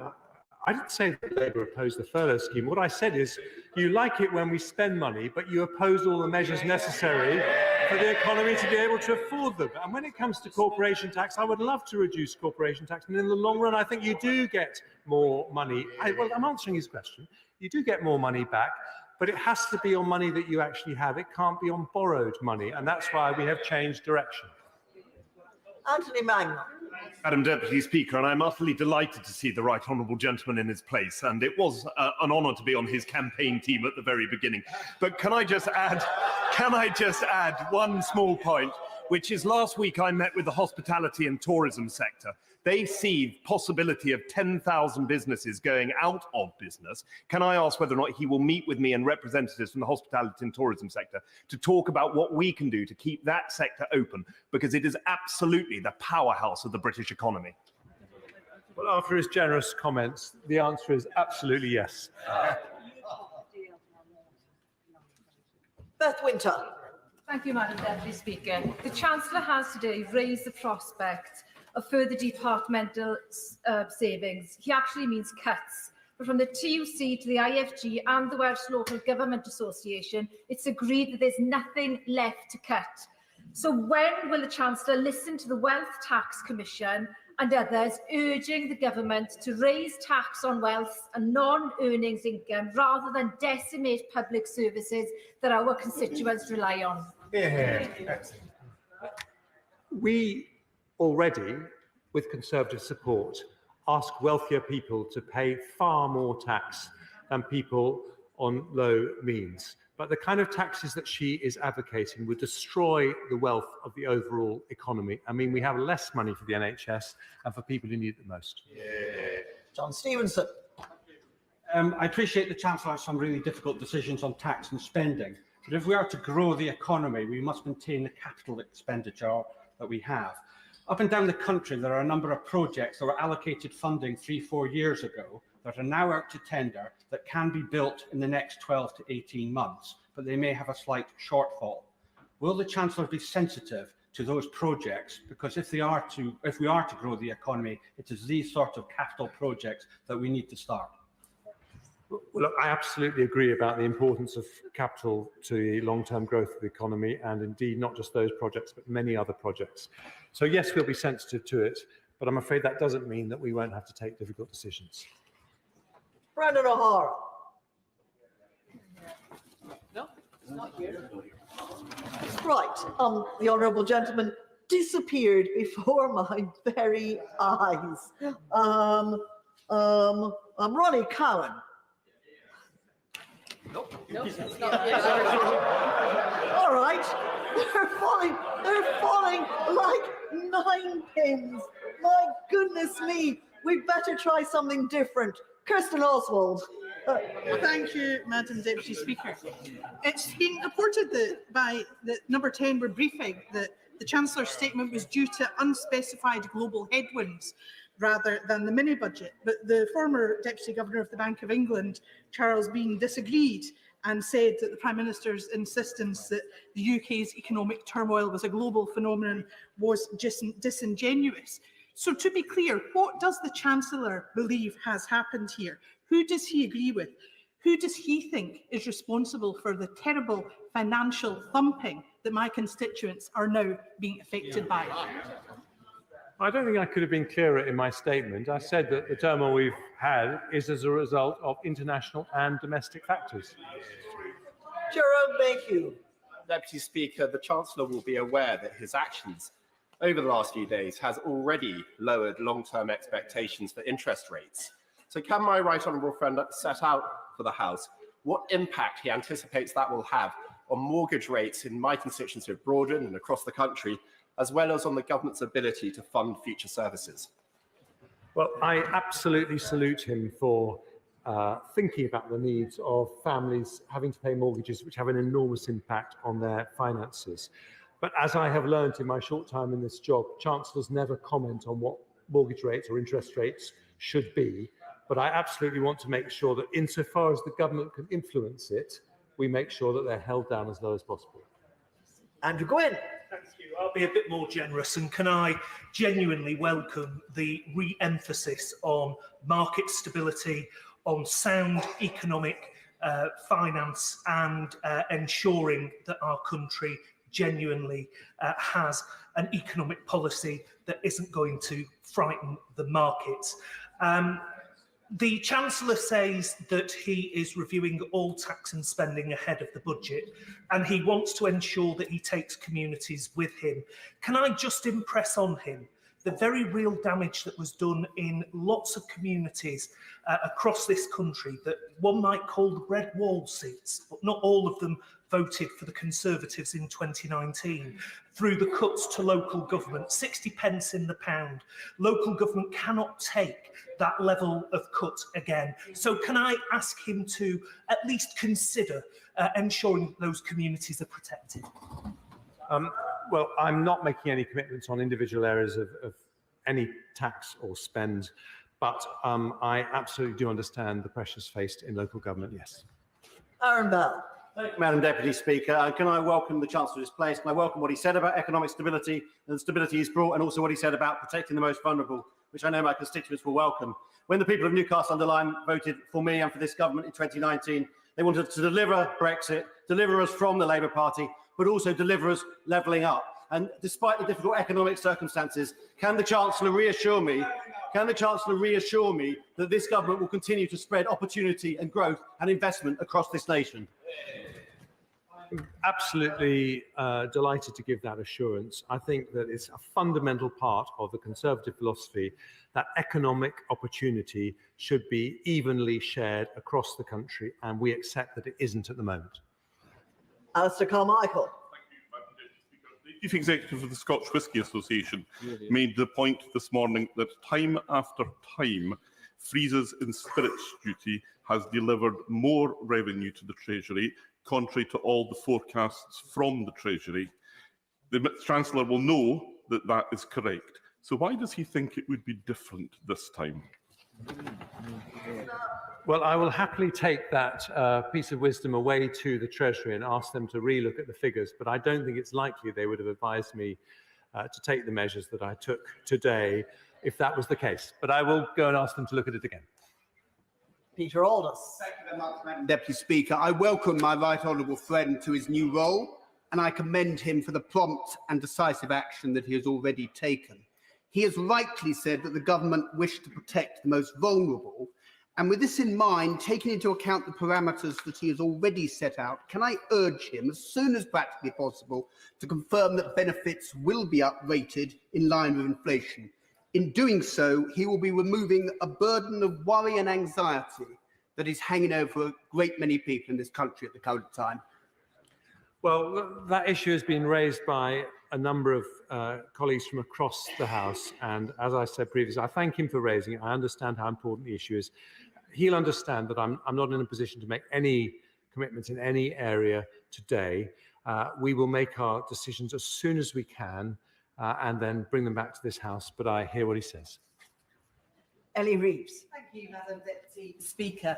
SE20 Cycles in my constituency is a popular bike shop and the proud home of Penge Cycle Club.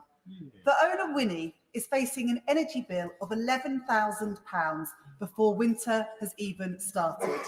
And it's only through the support of a local crowdfunder that Winnie is able to keep his doors open.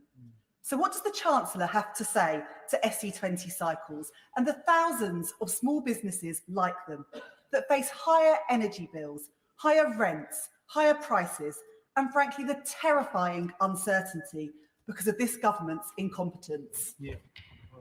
Well, we introduced the energy price guarantee precisely because we care about families and also businesses that are facing unexpected increases in their fuel bills. So I'll write to her to tell her exactly how we're supporting small businesses in her constituency. Richard Holden. Deputy Speaker, and I would really like to welcome my right honourable friend to his place as a great first step in restoring trust and confidence in our economy. And while I welcome the broad package of energy support measures, can I echo sentiments of other honourable members and those of my constituents from Council Village Hall, who I met this weekend up in rural Weardale, who are very concerned about the extra costs of being off-grid.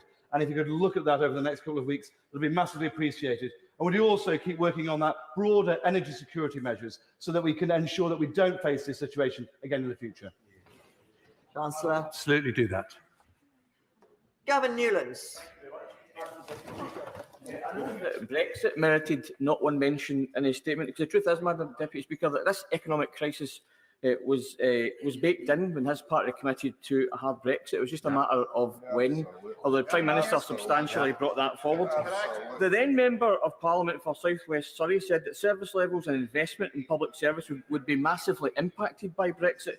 So did the Chancellor agree with the then Member for South West Surrey?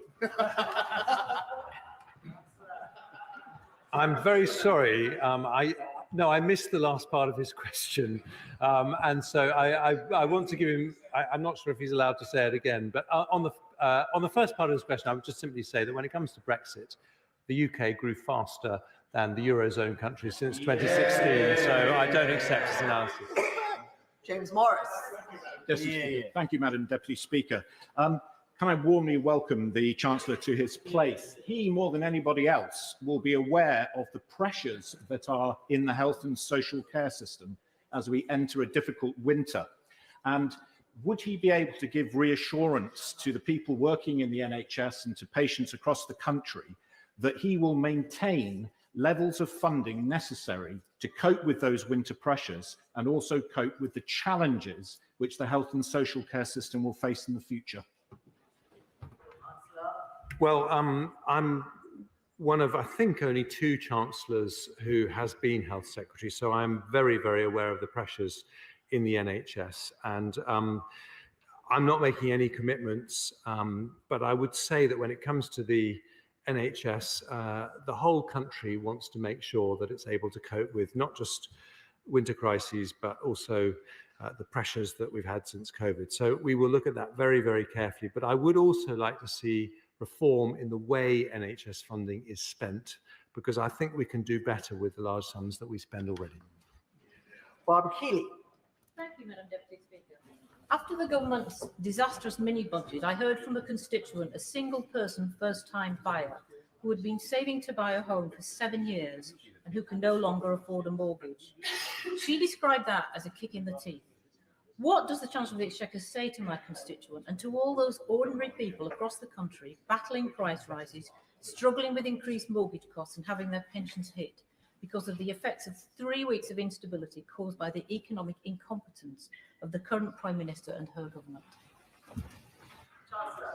We've listened to her concerns, we've changed our policies as a result, but also, in fairness, the rise in interest rates is not just because of actions taken by the UK government in the last few weeks, it's because of global factors, and we will do everything we can going forward to shield people like your constituent from those global factors, but we can't do everything.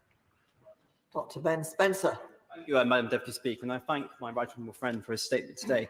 Look, it's absolutely right that the government prioritises above all else economic stability and accordingly makes the necessary but difficult decisions given challenging circumstances.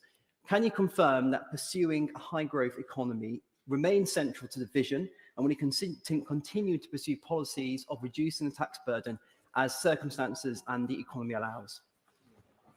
I'm happy to confirm to my honourable friend both those points. Wendy Chamberlain. I'd like to return to a theme that I picked up at the Plan for Growth 3 weeks ago, which is carers, and particularly unpaid carers, who are finding, because of carers allowance, they either basically cannot work at all because of carers allowance, or it means that they're struggling to make ends meet. Will the Chancellor confirm, are we going to see inflationary increases to benefits? But if not, is he going to consider expanding the means-tested cost of living payments to include those on carers allowance? Or at the very least, will they just allow people to work more before their carers allowance is impacted?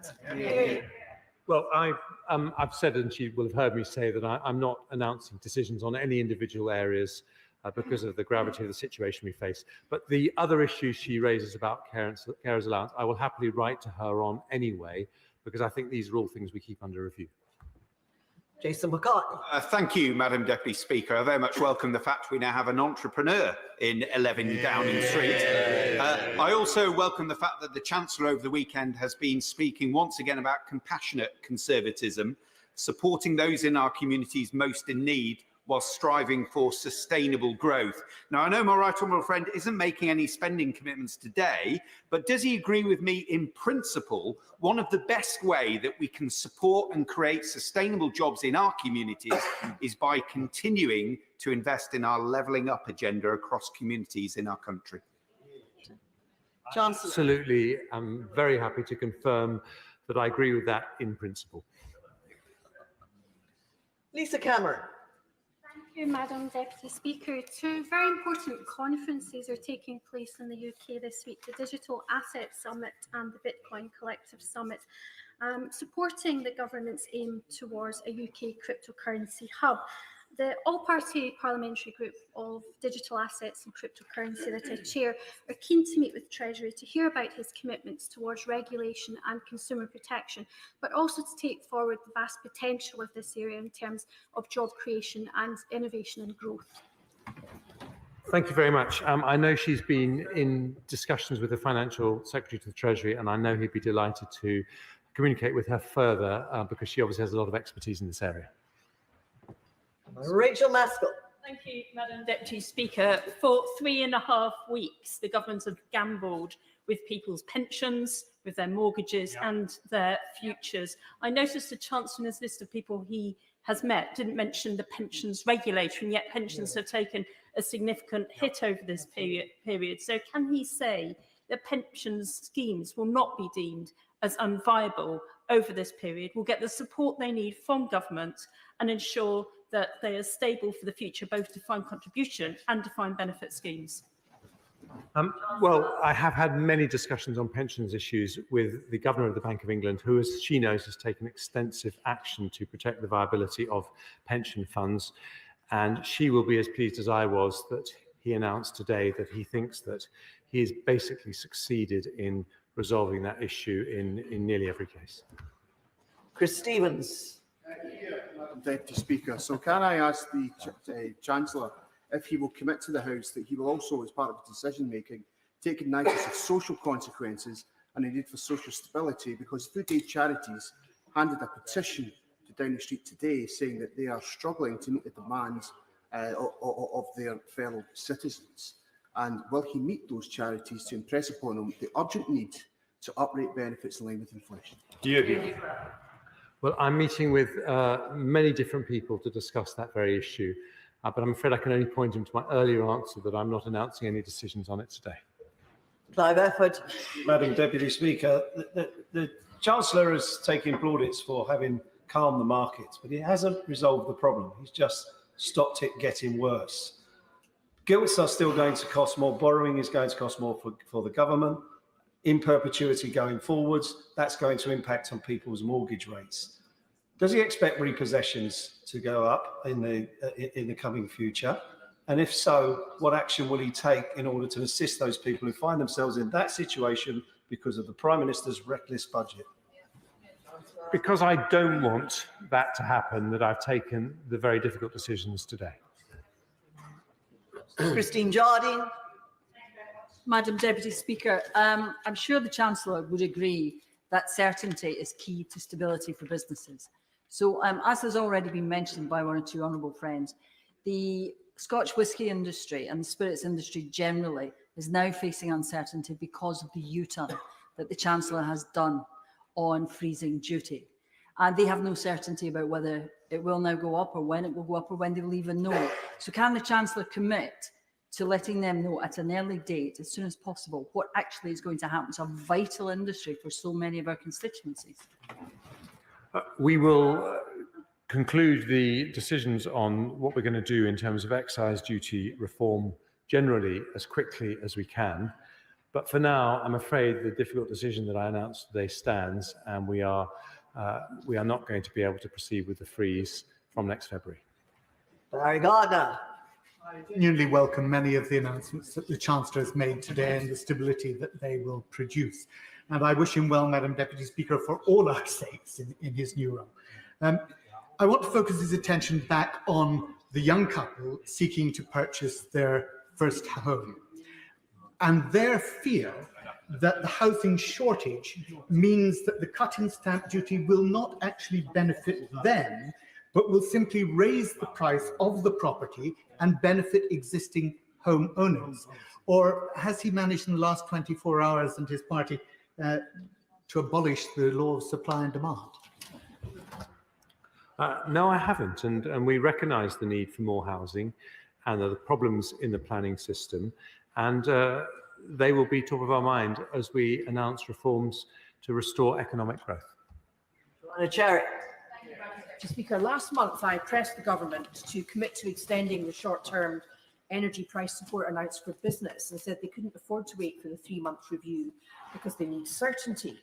Today we hear the same uncertainty is to be imposed on every single household across my Edinburgh South West constituency and indeed across the United Kingdom, because the Chancellor is reversing on the Prime Minister's promise to give energy support to households for 2 years.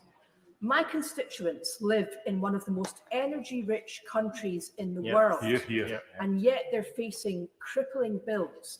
Does the Chancellor think that's a good example of the dividend he says Scotland gets from being in the Union? Well, I do think that not just Scotland, but England, Wales and Northern Ireland get a fantastic dividend from being in the Union. But let me say to her, we have not reneged on our commitment to help people on low incomes with energy bills next year. We've said we're going to review it and we need a more targeted scheme, but we absolutely want to give help to her constituents and everyone's constituents. Stephen Timms. Mr. Speaker, does the Chancellor recognise that there was a very heavy blow to the lowest income households in the country last April when social security benefits were uprated by 3.1% and inflation was nearly 10%? It was justified at the time on the basis that's what the regular uprating formula delivered, and that the same formula would be used next April, assurance given by both the then Chancellor and the Prime Minister. Will he recognise, as he reflects on his announcements in a couple of weeks' time, that this is a matter, yes, of compassion, but also of fairness? I do accept that, and I think compassion and fairness are two sides of the same coin, and I've told him that whilst I can't give the answers to any of these decisions, it will be through those prisms that we make these very difficult choices. Patrick Grady. Mr. Speaker, how will the concerns and experiences of the nations and regions of the United Kingdom be represented on his new advisory panel? And what, if any, are the Barnett consequentials of today's amendment for the devolved administration budgets? On the latter point, I'll write to him, and on the former point, I'm very confident that the advisers I have will be able to speak for the whole United Kingdom. Nick Smith. Madam Deputy Speaker, can I press the Chancellor? The defined benefit pensions market has been in turmoil. Schemes nearly folded, and the Bank of England has spent £20 billion to steady the market. So can I ask the Chancellor how he's going to grip this better so pensioners can have confidence in their schemes? Well, I believe the Bank of England has taken very important action, and I just refer him to what the Governor of the Bank of England said today and his confidence that those issues have been largely resolved. Alan Dorrans. Madam Deputy Speaker, good evening. Madam Deputy Speaker, earlier this afternoon, the Chancellor announced the formation of a new Economic Advisory Council. Can he confirm they will be independent and they are not major donors to the Conservative Party seeking to gain influence in government policy? Well, can confirm they will be independent, and I can confirm that there will be no improper influence exerted. And I can confirm that he'll be very pleased to hear that all donations to the Conservative Party are vetted and legal. Richard Bergen. Thank you, Madam Deputy Speaker. I've listened carefully to what the Chancellor has said. Our public services are on their knees after 12 years of Tory misrule. They really can't cope with any further cuts. In contrast, the very richest have seen their wealth soar threefold over the past decade. So surely, rather than further cuts to our public services, wouldn't it be fairer to impose a wealth tax on the very richest in our society? The trouble with those kinds of taxes is that they end up inhibiting the wealth-creating capacity of the economy to fund the very public services that he supports. And so I do support wealthier people paying more tax, but only when it creates more resources to put into the public services we all need. Stephen Flynn.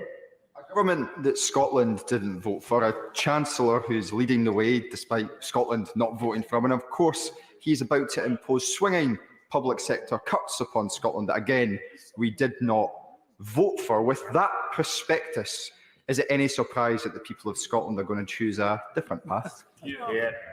Well, I'm very happy that he's concerned about what the people of Scotland voted for, which was to remain in the United Kingdom.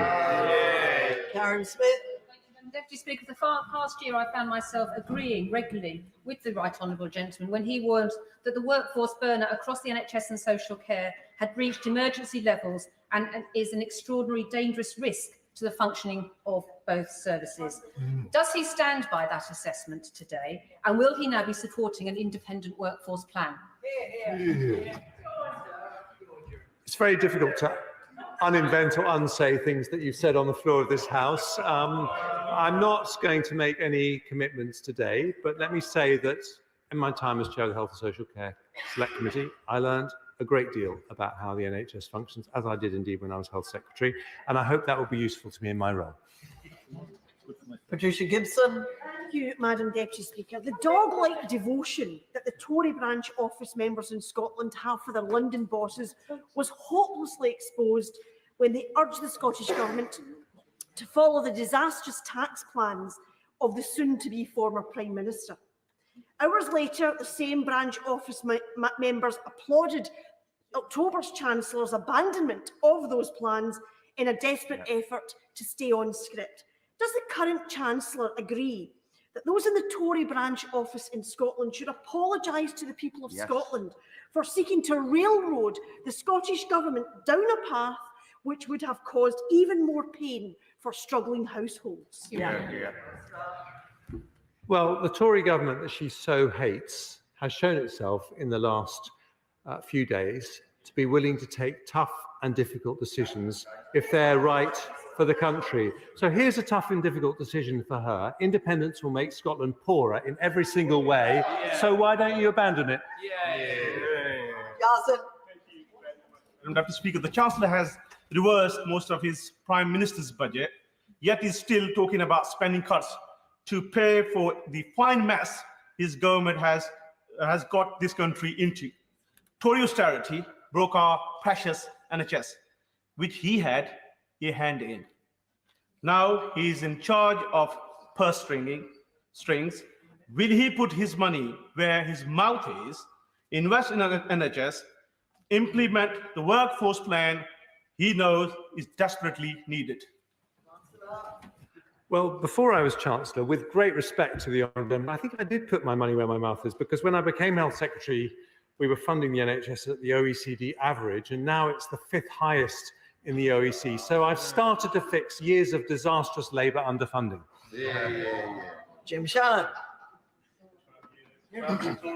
Sorry, you threw me off there. I was looking around to see who it was. Thank you very much, Madam Deputy Speaker, for calling me.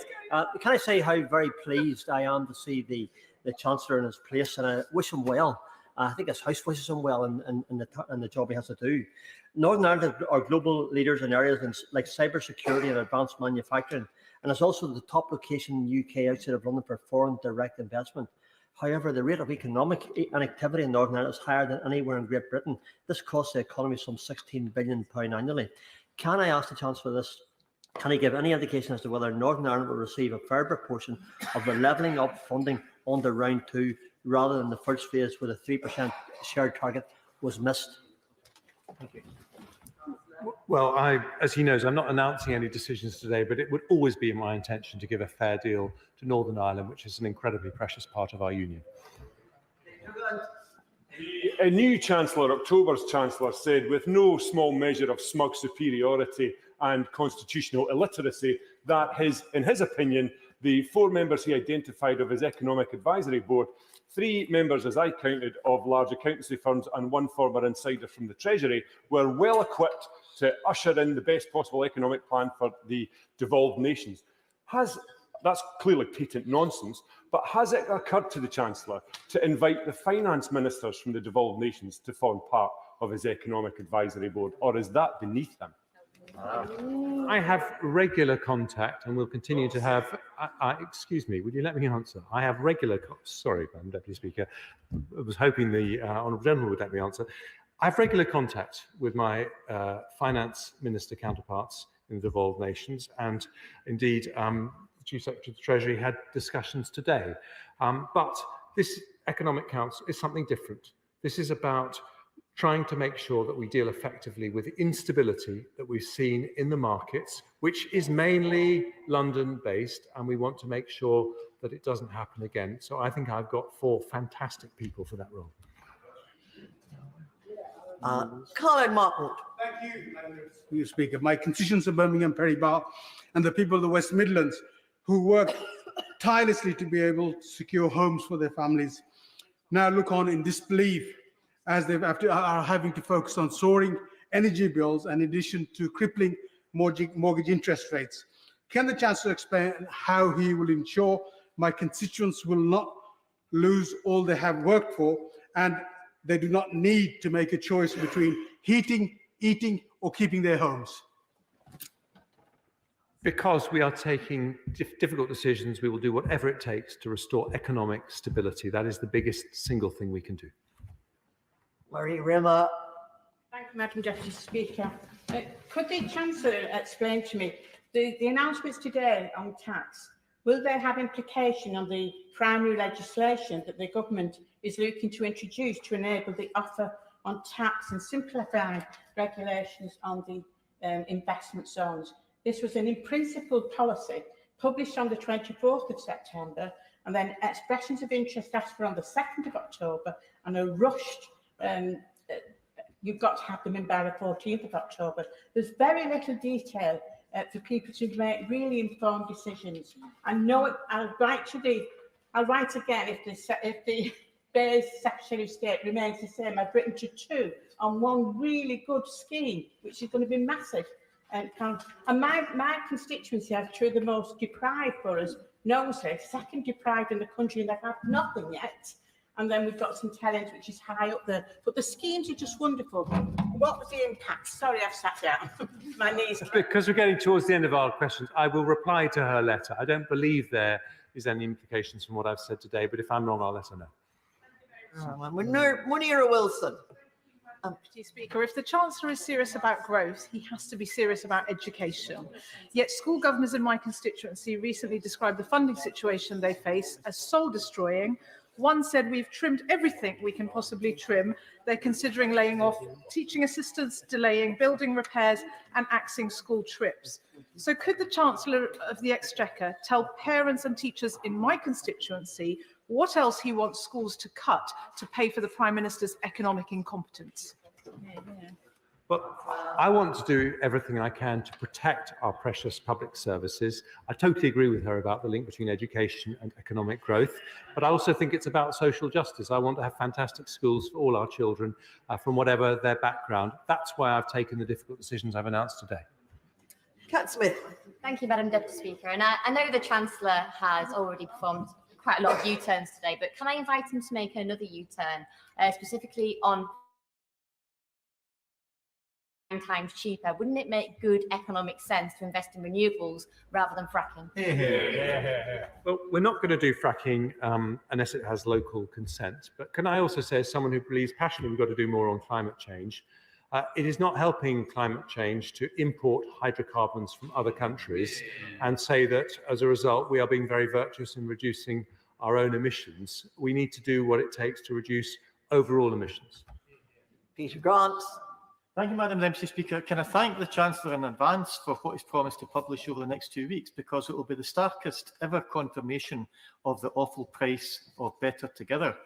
Unless you're a banker on a bumper bonus, which not many of my constituents are, they're looking at higher food prices, higher fuel prices, higher mortgages, reducing wages in real terms, falling benefits in real terms, and savage real terms cuts in public services. Alternatively, my constituents could be building towards a Scotland that's creating 385,000 jobs in renewable energy, producing between 3 and 4 times as much energy as we need, and who knows, maybe even selling it on at mates rates to our friends and neighbours as long as they treat us well. I respect the Chancellor's right to dismiss that future. I think he's doing himself an injustice by basing his dismissal on blind evidence-light dogma rather than looking at the facts. But will he accept that it is not for him, for anyone in those benches, or indeed for anyone in these benches, to deny my constituents the right to choose between those two futures? I can accept that he and I are different in that I am totally emotionally committed to the union and it's part of my identity, and he feels differently about that. But what I can't accept is that it would be anything other than madness for every household in Scotland to want to leave the United Kingdom, which would make them much worse off. Rebecca Long-Bailey.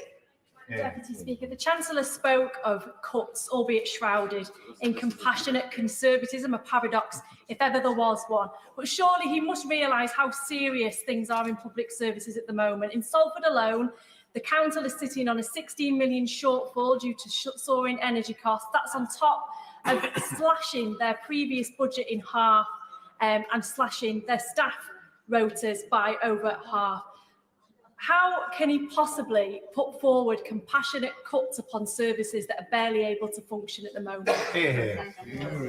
It's because I want to be able to invest in public services like the ones that she talks about that I think it's so important to take tough economic decisions at times like this. And all I would say is that whilst she and I have a different viewpoint on many issues, her party has supported the decisions that I have taken today, and I think that was the right thing. Martin Day. Madam Deputy Speaker, having heard the Chancellor's televised statement earlier, gilt prices rose and the yield on them fell, thereby reducing their effective interest rate. Does the Chancellor recognise that the markets have effectively factored in the removal from office of the Prime Minister, and what does he think will happen if this does not happen? I'm afraid one of the first lessons I was told as Chancellor is never to speculate on why markets do what they do, and I'm not going to break that today. Carol Monaghan.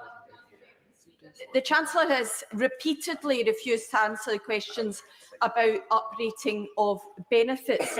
But with the Resolution Foundation briefing last week that they expect 2 million more people to be pushed into absolute poverty, can he guarantee to the House that any attempt to balance books or to steady the ship or whatever other expression we're going to use is not going to be made at the expense of those that are already struggling?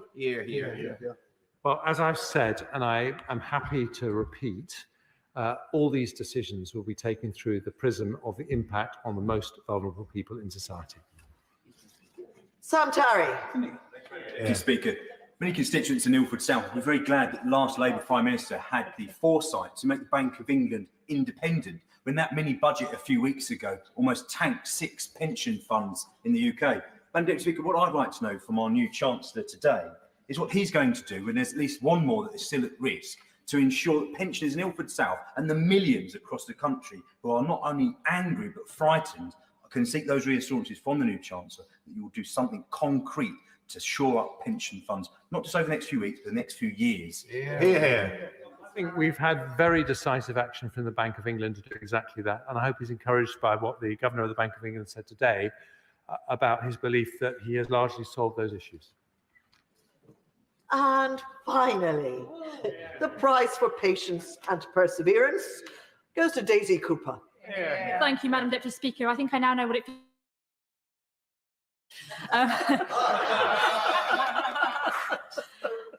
no. It's a fleeting thought. It's a fleeting thought. It's gone. It's gone.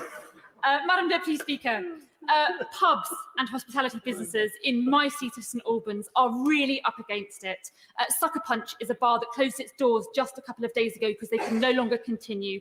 Others are clinging on until Christmas, and we know that around the country, hospitality businesses are saying they're going to go into complete hibernation until the spring, and that means redundancies. So would the Chancellor confirm that he does understand that hospitality is one of the sectors that is most affected and will therefore attract support? And will he also look again at this broken business rate system that is killing our pubs and high streets whilst letting multinationals off the hook?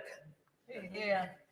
Well, I think another of the promises that I now vainly wish I hadn't made in the summer as to policies that we should do is a fundamental review of business rates. So I have a great deal of sympathy for her on that front, and I will happily look at those issues. I don't want to promise that we're going to make any progress in the next 2 weeks because there's so many other things we have to consider, but what she said has been well heard, and I too congratulate her for her patience. Thank you. Thank you.